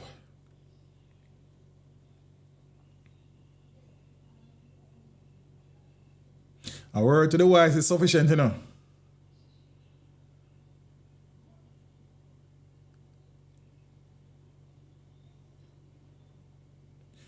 Jamaicans, we love, so we want performance, but the truth is, everybody want the party where them support for win. Performance or not. That is the reality. And we have to change these things. Yeah, so somebody said about the press conference. Having watched both press conferences, is it? I don't know that the People's National Party has decided to learn things from them past or mistakes. Because it sounds to me the same and the same, everything is the same. I don't know. I would have said also that I wouldn't be surprised if there is some leadership challenge down the road as I said, I think Mark would have done enough to stave off that for this point at this moment. But I know that people, based on what they have said publicly, have desires of not only leading the party but becoming prime ministers of Jamaica. I saw where it was said that the PNP MPs elect have all thrown their support behind Mark Golding, and that will be communicated to the Governor General and so on and so forth. Because questions are being asked. Portia lose and she was pushed out. Phillips lose and he was pushed out. Mark, you lose, so go on. Them say them a support Mark. So we'll see. Let's see if ambition get the better of anybody. And also it will be interesting to see when the local government election comes up next, how the party performs and how that is analysed and all of them something there. You understand what I say? At the end of the day, each political party have to decide what is best for them and how they treat with the electorate. It has been 3 elections now and they are on the outside looking in, doing similar things repeatedly with similar people driving these things. So, I mean, if that continues to work for them in their head, then all the best to them. And it is good that we are now at a state where we will have a robust opposition in Parliament. Parliament kind of became a bit lackluster and boring, and the JLP's dominance in Parliament was not beneficial, even though the opposition did a lot to kind of, you know what I mean, let their voices be heard, even though it was 14 of them and them something there. But a strong, robust opposition is good medicine for a functioning democracy. You understand? So, them something there. But that's just something I take. As I said, those are the things that I felt has compounded to reflect the results that we saw on the 3rd of September. And also, as I mentioned earlier, there are things being said that the election was close. It really wasn't. And no measuring stick, it wasn't. You understand what I say? Not on seat counts. 7 seats, a 7-seat majority in a 63-house parliament is a big majority. You understand? You don't need the opposition really to do much because you have a majority if your MPs are there. When you look at the fact that even though the PNP flipped 14 seats, traditional PNP seats, the JLP was able to hold on to 4 massive PNP traditional seats. And all of those MPs were first-time MPs winning the seats in 2020. The JLP won all the bellwether seats, South St. Elizabeth, South East St. Elizabeth, Southwest St. Elizabeth, and St. Mary Western. The JLP won all the swing seats, St. Ann Northwest, St. Ann Southwest, West Central, St. James, Eastern St. Andrew West Rural, and St. Andrew East Rural. See, they won the popular vote. The JLP has 9 MPs in the top 10 MPs that received the most votes. The only PNP MP in that is Mark Golding. See, I would have thought Angela Brownberg would have been in that too, seeing that she presides over Portia's old constituency. That wasn't the case. You understand? So these numbers, and also I am of the view that the Jamaica Labour Party has turned, even though they lost a number of the PNP traditional seats that they won in 2020, they have essentially turned a number of these seats into marginal seats. So on no count was this election close. If you really and truly are going to look at the numbers, no way, shape or form. I suppose Mark Golding may have to say that for kind of, you know what I mean, sure up himself and them something, but it wasn't close. You understand? And as I've said before, the political landscape has changed and continues to change. And what was once a dominant party is no longer that for various reasons. And the Jamaica Labour Party has consolidated its gains from 2016 because of PNP's arrogance. They lost in 2016 and they continue to suffer because of said arrogance from 2016. And the Jamaica Labour Party has consolidated itself significantly. Just look at the numbers I'm share with you just now. Like some of these things, if you are a political strategist See, if you're a political strategist, some of these numbers would be golden for you. You understand? I am not a political strategist. However, you know, I think I am a student of politics. Learning it, I am still very young, still learning. You understand? See, sometimes I can't remember who did have a seat long time around, so, but we still learn. You understand? And politics have always been something that I loved. As you know, when I was a child, I said I wanted to get involved in representational politics. Change my mind down the road.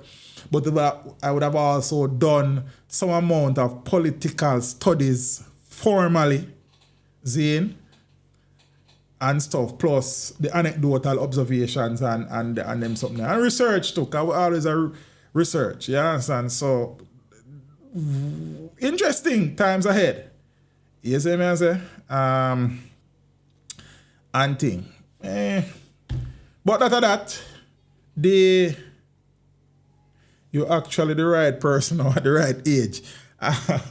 I don't know about that still.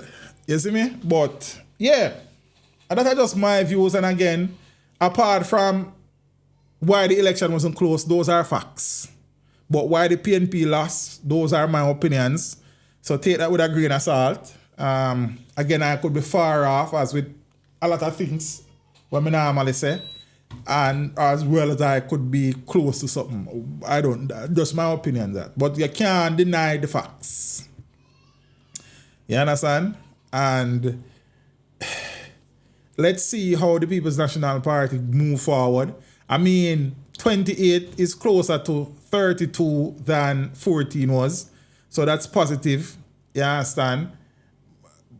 So we'll see what happens. As I said, I think there are some liabilities in the party that seem to be going nowhere. But I don't know. You see me? And thing. But we're there. We always a watch. You see, even though I never stream for a long time. I never do no news for a long time. Sometimes I don't post no interviews. But I am always observing. You understand what I say? Hey, Kerry. I am always observing. I am always reading. I am always listening. There's a case on know means a lot to me. See? Which is the case of Ruel Reed. So since I'm there tonight, and I have an audience, let me just start about it. For the people who have been long time subscribers of the channel, knows that this Ruel Reed case rubbed me the wrong way. Why? Because Ruel was supposed to be one of us. He was an educator, career educator, a man who knows the struggles that teachers face on a daily basis. He had an opportunity to do right by his colleagues that he worked with for years upon years. And he went, became Minister of Education, and instead of helping to create better environment for us as educators at the time, he, based on the allegations, was more interested in illegal, ill-gotten gains than positive gains for the nation's children and teachers. I will never, ever forgive that. And if, when this is said and done, Ruel Reed pays the ultimate price and is convicted and sentenced, I will be a happy teacher. Because he failed us. He disrespected us. I remember him calling principals extortionists. Ruel, I call principal extortionists when him devised the most clever plans based on the allegation for thief taxpayers' money, you know. I will never, ever forgive that. You understand? Never. So if you have been a long time subscriber, you know how me feel about it. I know a lot of people are frustrated about the fact that it's taking so long. Zane, we have spoken about that many times. People with resources are able to use said resources to frustrate the courts, as delay tactics and loophole this and loophole that, and they have been doing that. See? But I have never lost the faith, and I sincerely hope that the justice system, despite all of its shortcomings, the justice system which is showing signs of improvement, will ultimately rule in favor of taxpayers and the nation children who would have been robbed by Ruel Reed and his accomplices as per the allegations. Yeah? Ruel Reed and co-accused to go on trial on October 6. Even on a bad day, God is good, man. The multi-million-dollar fraud trial of former Education Minister Ruel Reed, former Caribbean Maritime University President Fritz Pinnock, and their three co-accused, Sharon Reed, Cheryl Reed, and JLP Councillor Kim Brown Lawrence, will begin on October 6. A source close to the trial has confirmed. It had been ruled in 2023 after a judicial review that the 5 accused were to face criminal trial. The 5 were implicated in a multi-million-dollar fraud case involving the Caribbean Maritime University in March of 2019, and then opposition Member of Parliament Dr. Peter Phillips called for an investigation into allegations of misuse of public funds. Well done, Dr. Phillips. We needed that. Reed tendered his resignation to the Senate and as Education Minister within days, followed in July by Pinnock, who took a leave of absence from his position at CMU. Months later in October, after their homes were raided, the suspects were arrested. The 5 were charged with breaches of the Corruption Prevention Act, conspiracy to defraud, misconduct in a public office at common law, and breaches of the Proceeds of Crime Act. Reed and his co-accused had attempted to have the case thrown out, but were unsuccessful. That is the Observer's article. Let me see how the other places report it. Latest news.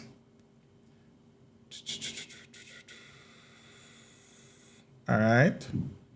So this is how Nationwide reports it. Former Education Minister Ruel Reed and former President of the Caribbean Maritime University, Professor Fritz Pinnock, are to stand trial on October 6 on fraud-related charges. The charges are linked, I don't know that already. Okay, they're not really saying nothing much different. See? So, again, I have never hidden... I am always a teacher, my friend. I have never hidden my desire for this case to be ventilated in the court of law, and the law takes its course. I know a lot of people lost faith that nothing would come of it. But alas, the justice system is justicing. You understand? Zane? Yeah. A man we call my colleagues extortionists, and you were busy fleecing taxpayers' money, robbing from our children, raping the Ministry of Education. You were receiving millions of dollars as Minister of Education and Information, and then the lens that he has gone to hold Jamaica College at ransom and the Ministry of Education and Finance at ransom. Since then, unconscionable man, a man who was or is a deacon, a man who was entrusted with shaping the minds of many future leaders in this country. As I said, he was supposed to be one of us. Finally, an educator. Well, I mean, there would have been educators before who were ministers of education, I think. But it was in my time And all the times before, it was just some politicians I become education minister. Not having spent any significant time in the classroom, understanding the issues. This was our chance as educators to have somebody on the inside. We were so wrong. Couldn't be more wrong.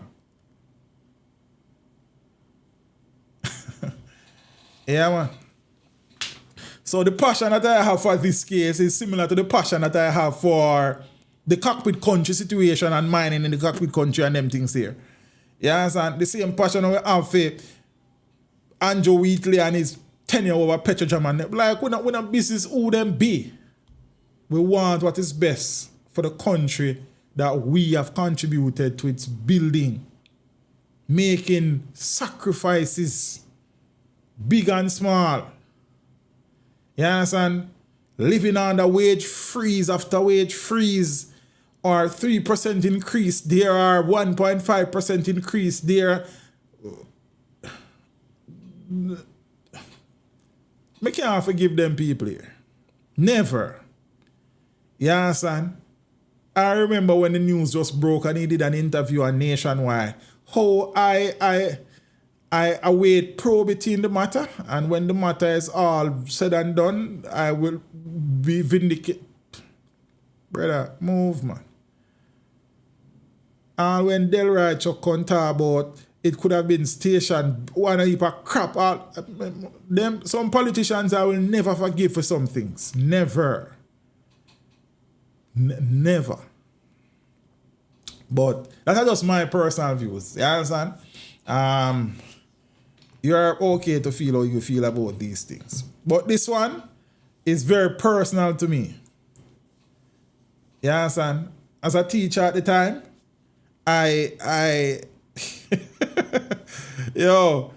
him man said principal them are extortionists. Whilst, based on the allegation, him and Fritz Pinnock and some rest of people were raping the Ministry of Education raw. They robbed me Scotty, man. They robbed me and robbed me. You understand what I say? Millions of dollars. Creating all parallel programs to programs that exist already. At the time, Fritz Pinnock was earning over $750,000 as CMU president. Man, I earned them time. I don't remember how much money I earned them time there as a classroom teacher. Because them time there I wasn't even a senior teacher at the time. When me get $2 shilling for my pay. And this man I earn over $250,000 per month. And still decides to him want more, you know. When it gonna take me probably 5 months at the time, 4 months, probably 4, I remember, 4 or 5 months at the time to earn what him earn 1 month. And me have to find ways to survive with that. Not to mention how much Ruel did I earn as Minister of Education. And all the benefits that come with that. What a wicked man. You understand what I say?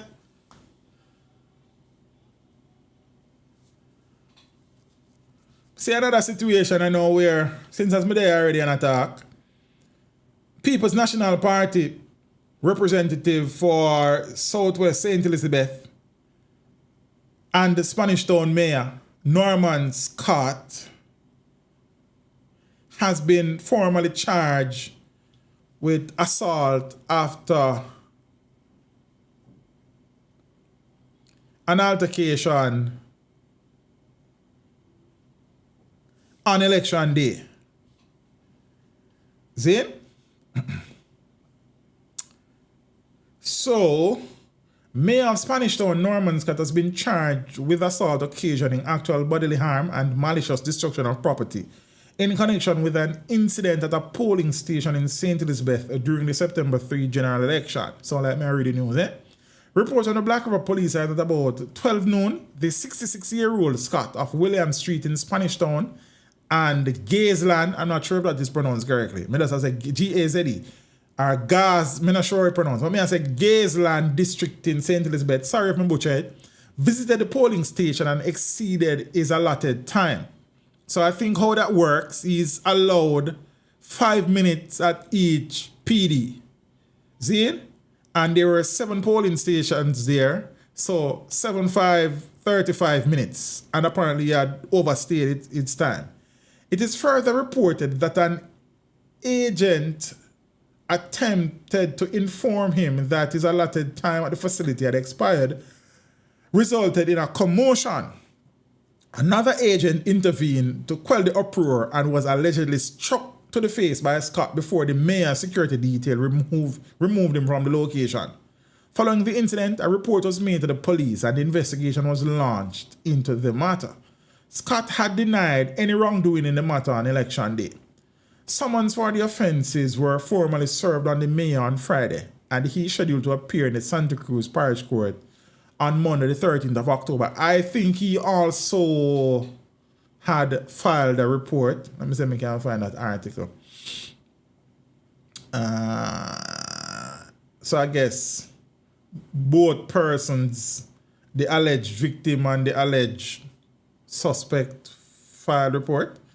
So Attorney Charles Gangasingh, who represents Mayor of Spanish Town Norman Scott, says his client also made a report of assault to the police following an altercation in Southeast St. Elizabeth on election day.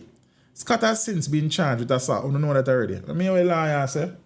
I'm not supposed to can hear this. Let me know if I'm not here. Fully innocent, and it is vital that the public... Hold on. Let me change over my audio source. I think of that. So I'm probably over here now. Whoa. Based on my instructions, my client is fully innocent, and it is vital that the public is aware that my client also made a report of assault, and the Jamaica Constabulary Force has not made that issue be revealed in their report. The police's report is one-sided. It only speaks about the charges against my client, Mr. Norman Scott, Mayor of Spanish Town, but it doesn't make any mention of any charges against any other individual. The commissioner has an obligation to the taxpayers of Jamaica. If he's making a one-sided report, to explain to us why is there a one-sided report when my client, Mr. Norman Scott, Mayor of Spanish Town, also made a report of an assault. Oh, you're so upset. Interesting, because when I listened Norman Scott's interview on election day, I think it was an interview on CVM, he made no mention of ever being assaulted. So, I mean, that is strange, but we'll see what happens with that. Haven't heard anything yet from the party on the matter. I guess they will probably release a statement soon. So we'll see.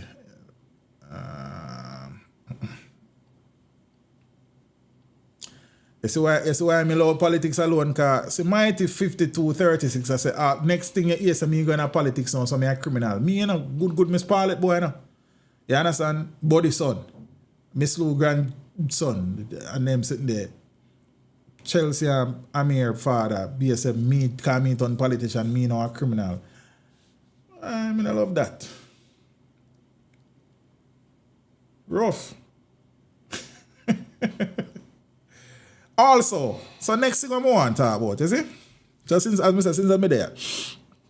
The situation concerning some schools upholding or trying to uphold rules against grooming, especially the whole baby year, so them call it controversy situation. No. I may be a little bit biased, seeing that I am a teacher by training and would have spent close to 20 years in the classroom. I will be the first to admit to you that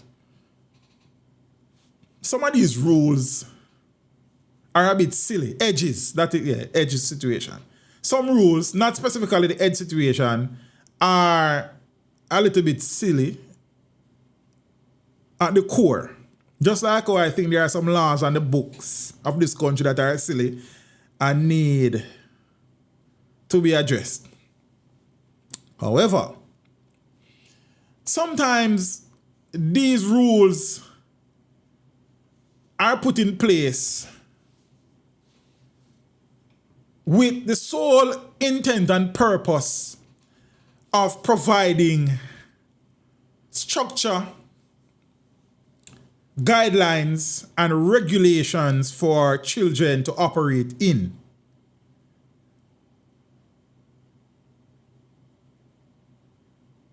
And it is not continuing a slavery mentality or teachers and administrators being power hungry or teachers jealous because them ear no nice and them not have no baby ear and them old and them miserable and them a take out them problem from people pitney. No.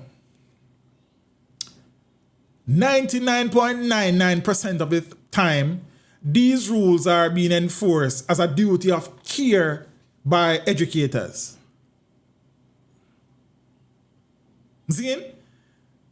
Many times there would have been consultation between parents, students, and teachers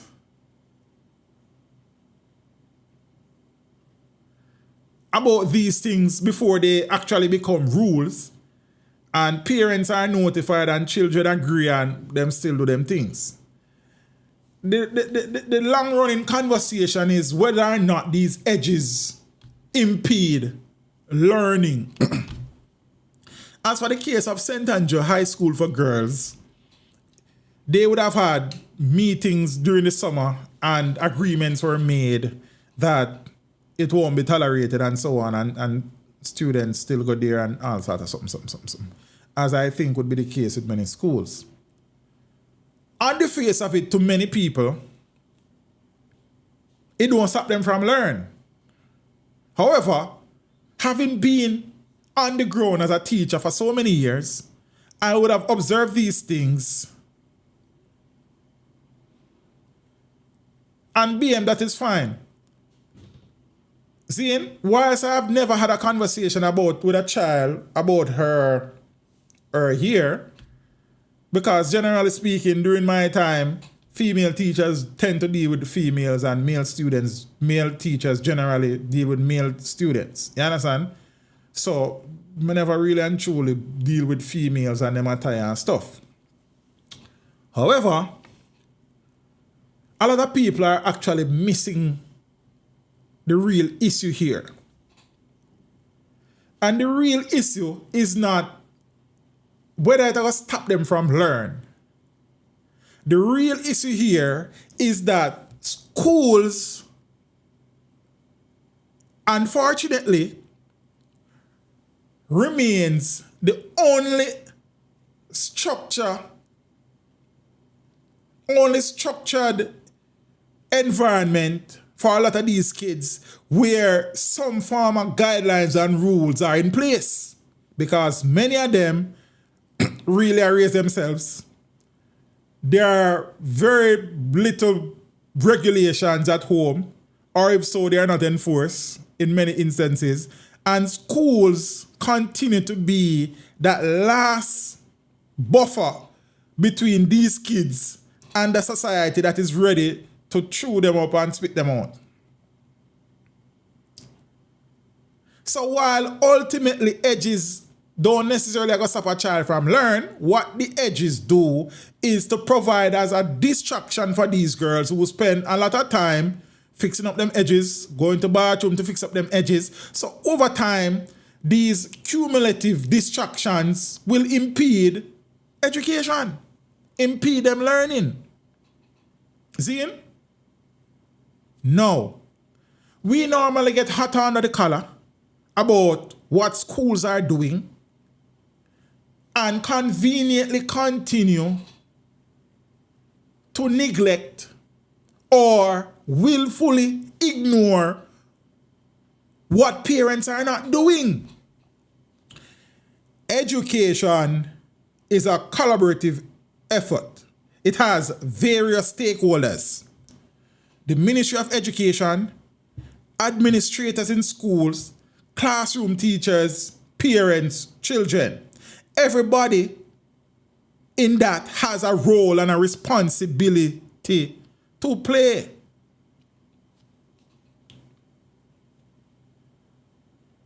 When are we going to treat with the fact that parents, irrespective of what you feel about the rule, they are still that, rules. You don't have to agree with them, you know. But they are in place, and as such, until they are removed, there are rules.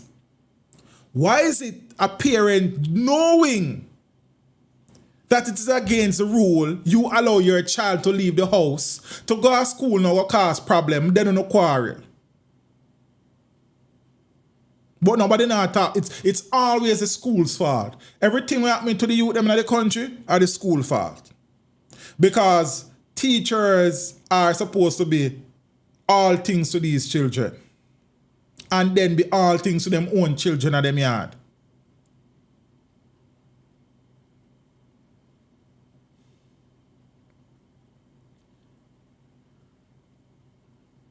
God bless teachers, you know, because it rough out there. If the youth them not perform, a teacher's fault. If the youth them not perform, a parents and the youth them bright. And a teacher cause them to perform well, you know.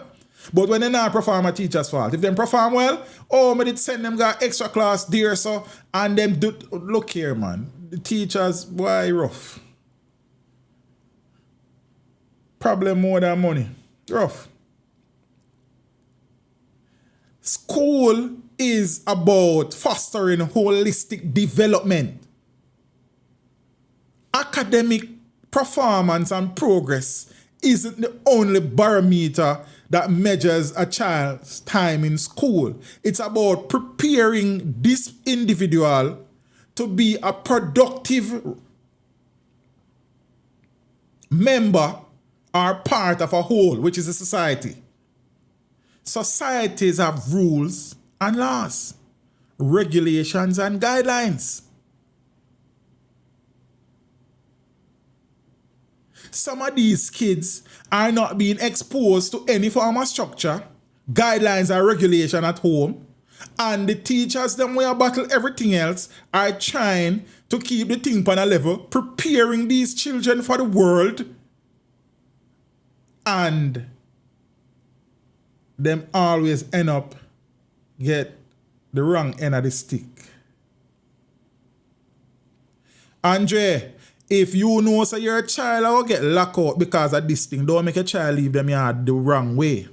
And impress upon your child to say, okay, me work hard to send you to school, so abide by the rules and come in your yard. When you come home, then you allow them to do what they do. But at school, it shall not be facilitated.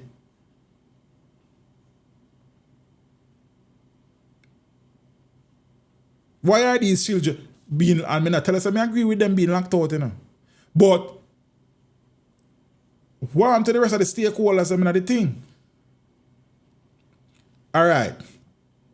So the baby ear thing come up. A couple pictures of the principal of St. Andrew High School for Girls started making the rounds on social media. And I sat and I read where adults in this country were making a big deal of the principal's ear being read. Why are we trying to bestow adult privileges upon our children? Children are that. Children and adults are exactly that. Adults.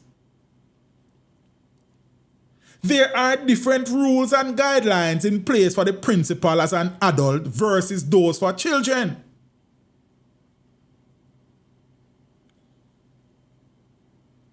So, all are we up on the same flight? All are we in at the same plane? How we reach to all the principal can have red? The principal can have that color here because she's an adult and there are rules that governs how she dress. Just like the children. And that is fundamentally what is wrong with this country that we live into. There has been a positive correlation, in my view, of the increase in discipline in the nation since discipline has broken down in our homes and in our school.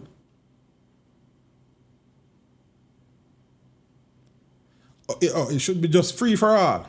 And if children are then bestowed with adult privileges, then we shouldn't have no juvenile prison. Children should go big prison to adult prison. Then children who do certain crime should be tried as like what we want both here, so. And many people who say these things are one, not parents, or two, if they are parents, are some of the same people that may create the problem for teachers because them are sending them picnic at school go cause the problem in the first place. It cannot be a free for all. And yes, me get it. Me understand. Some of these rules, as Uno said, don't make no sense. But they are still there in place as rules. And until they are removed, that child need to adhere to same rules. Or you find a school, put that child who don't have the rules them what you have a problem with. We cannot have our cake and eat it at the same time, you know. And I only see one of our complain about indiscipline in school and children not having no manners. So if them now live by the rules, them will set out them, all them are going to have manners and all them are going to be disciplined. But we really, what do we want? You know the saying say, give them a inch, them take a yard, give them a yard, them take. You know the youth them operate. These are not the same children like when on the go to school and they have evolved. These children are being born with certain things uploaded upon them hard drive already. I don't know where they get it from. It is a battle for teachers. It's hard enough to treat with the academics when teachers have to spend so much time trying to deal with indiscipline and deviance.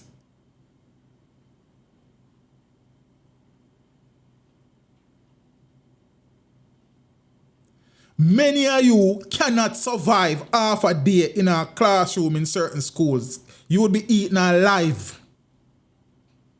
Many of you. In order for the teaching and learning process to occur at any level, there has to be some structure and some discipline.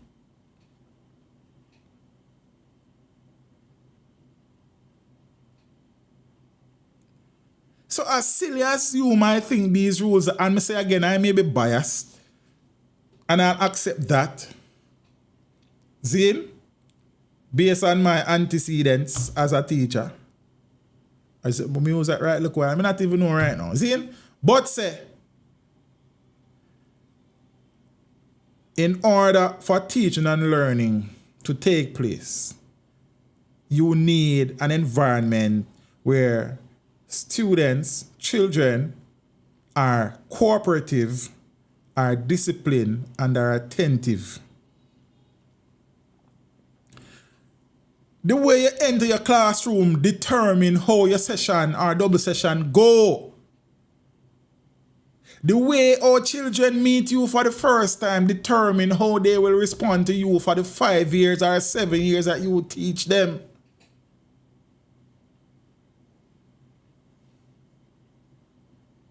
And it is getting more difficult every year because it is getting more challenging to treat with these children as they evolve. Coming out of homes with parents who are themselves evolving. These are the little things that add up over time to make a huge difference.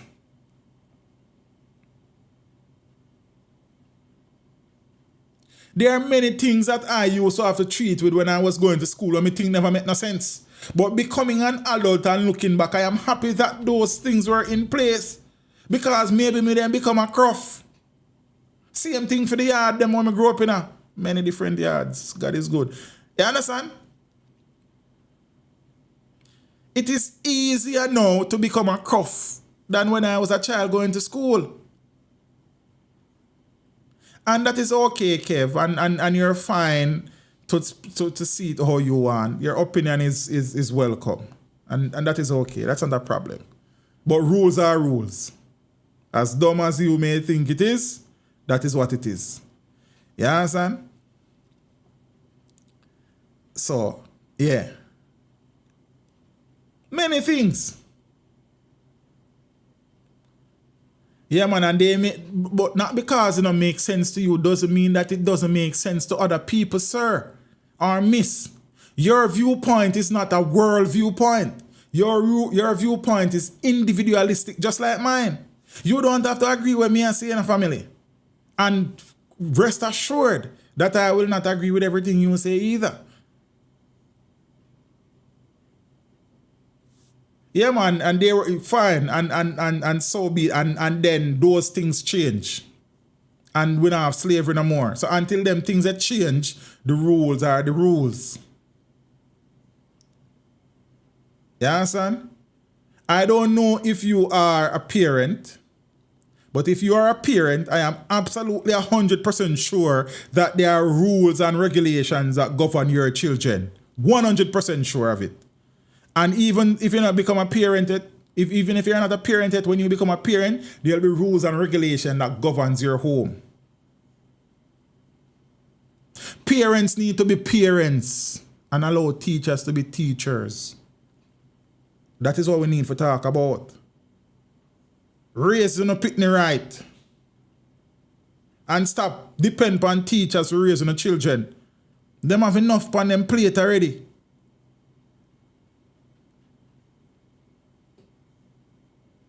Them have too much on them plate already.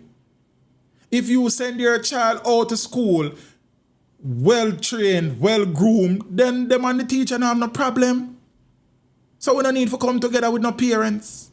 Parents need to raise them pitney properly and send them go to school to learn.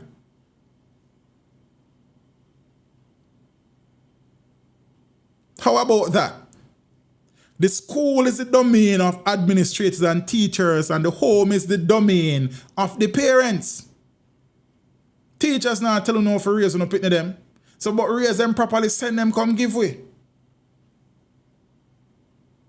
So we now have to try to raise them and do your job. Why we need to do your job?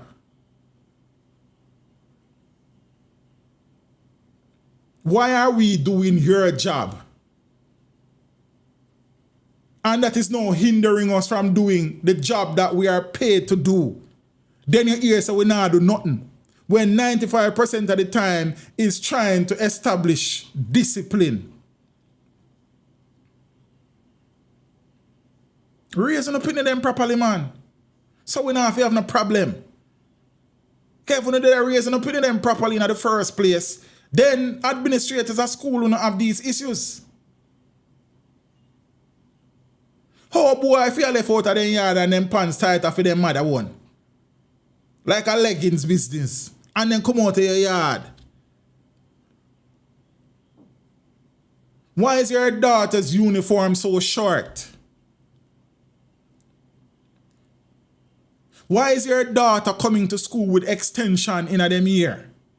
When you know the rules, raise your children properly and stop blaming educators for everything. It's a partnership. Do your part.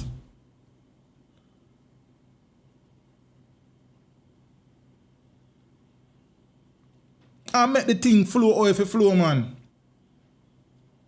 And that is why traditional high school will continue to perform how they are performing. Because systems have been in place and people adapt and adjust to these systems.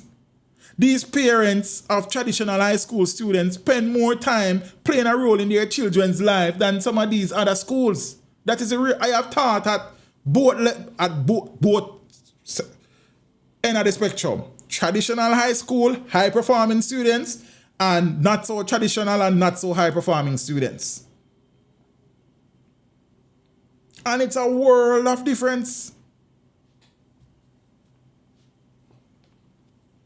Mark you, I probably preferred ultimately teaching at the non-traditional high school and seeing children who come to you at a particular level and you are able to bring them down the line and push them out in the world to be productive members of the society, functional members of the society. So that is more rewarding. But at the end of the day, I have been along the spectrum, man. We are becoming a people, and it's a global thing, where everything has to be challenged, sometimes for absolutely no reason. Make the children them be children.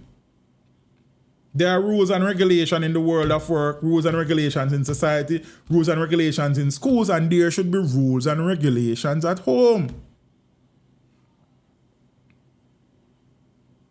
As a parent, no school will ever have to send home my child because of grooming.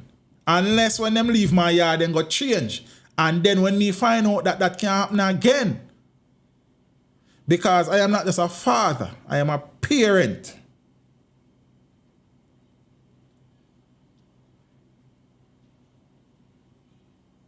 And my child will be a child until they become an adult. And if the battle is on, the battle will be on.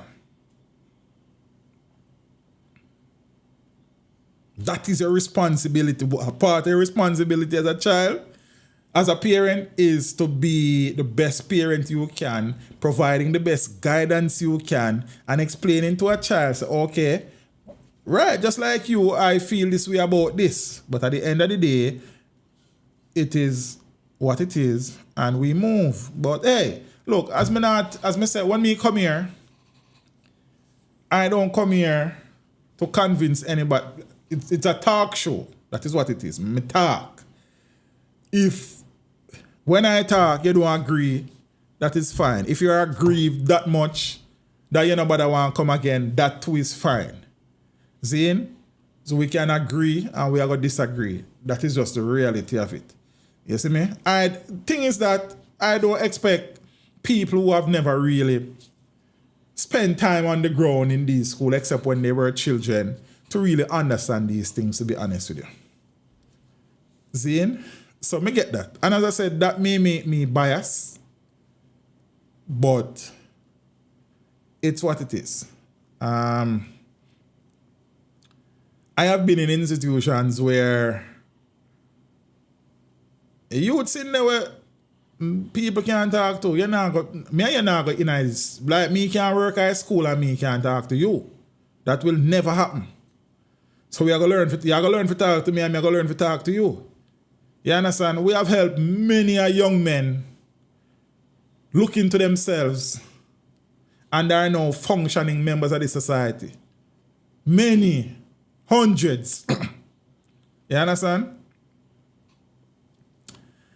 And for real, that is okay. Also, be a good parent and teach a child well, groom them well, train them well, so when they come to school, we can get down to the business of teaching and learning and not discussing rules and regulations. That is okay. You understand? Truth be told is that a lot of these people who... let me not say that. That's okay. That's all right, my friend.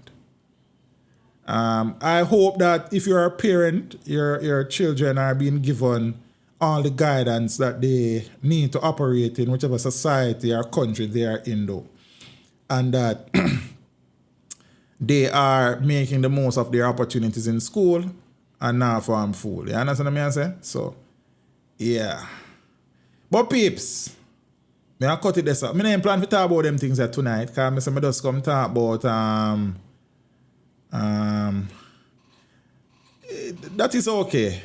As a teacher, you don't necessarily need to be friends with your students, if so be the case. If they present a a certain level of resistance, then we are go at it. That's the reality. Just know, say, in my time as a teacher, you can't be at the school and me can't address you. Me can't give you directives. You understand? Me can't sit up on the corridor and say, young man, put your shirt in your pants. Or, where's your class? Why are you not at class? You understand? Never. Never. And I am sure there are students would have, children would have, people would have, I would have thought are watching now, if them willing to tell you. Or you can go do the research. We don't play that. And the ground that we walk on, we are king. If I may say so myself. Full respect. You understand? We go places, go join line because, if past students work because we want to. Because we respect other people who in a them line there already. You understand what I mean as a family? So, we've been there, done that. You understand? And we would have helped to develop many a functioning people, man. That's okay. It's all right. We have to use different methods at different points in time. But at the end of the day, come graduation day, it is normally thank you, sir, or when we see each other in the future. Sir Williams would appreciate what they do for them time there. You understand? And thing but it's okay. It's all right. Big up to the female teachers, them one of the struggles, because I know a lot of male teachers are moving away from education for various reasons, and it is mostly females who are fighting the battle. Rough out there. It's a jungle out there, but I know so we have some real female soldiers, said speed, but big up on yourself.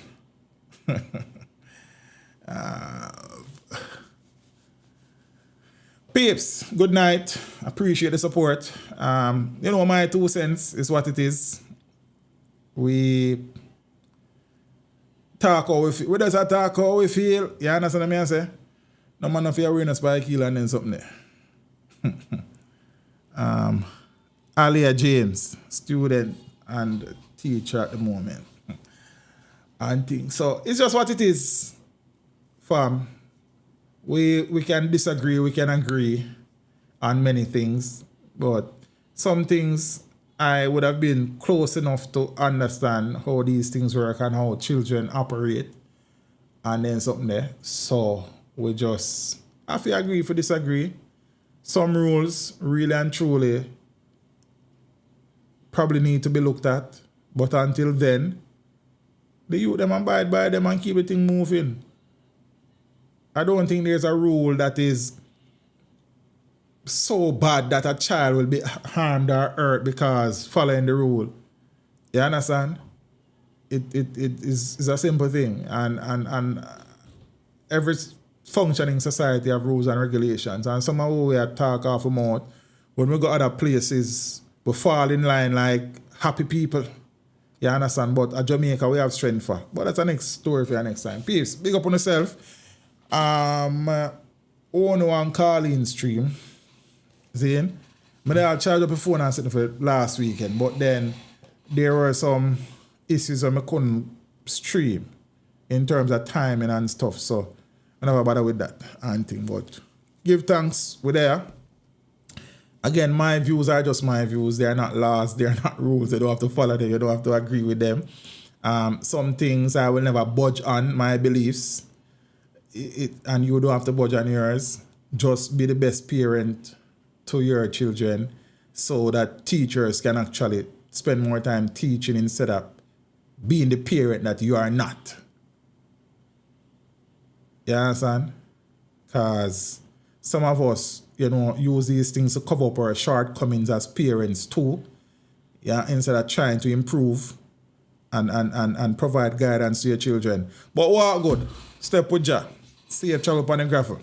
Me soon one of them time there. You know one thing go. Peeps! Art of every time, Big up on yourself. World Championship. All the best to all the athletes. Yeah. Me then plan for long story, but big up on yourself. I hope that all the athletes will be healthy at the end of the championships and all the individual desires will be realized and them something there. Big up to the Chelsea fan them too. But God, walk good. Be soon the soul. You understand? Nature Ellis representing for extra class scene, we teach them. Little piece of my story. Piece of extra class story. Yeah.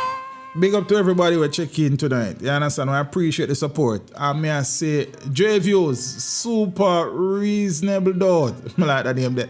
You understand? Father Rob, big up yourself and Father Kennedy. Kev, big up yourself, my bro. Art of every time. Bachelor, manners and respect in a private figure. Gizada. Where the girl them Gizada. You understand? And the other people them with the boat. Big up on yourself. Zane Erica. My college mate, do it with their might. You know there's something called mighty. Big up yourself. All the people that might disagree with you tonight, big up on yourself. I want to make the thing working. And Neville Brown. Father Neville, how you doing, man?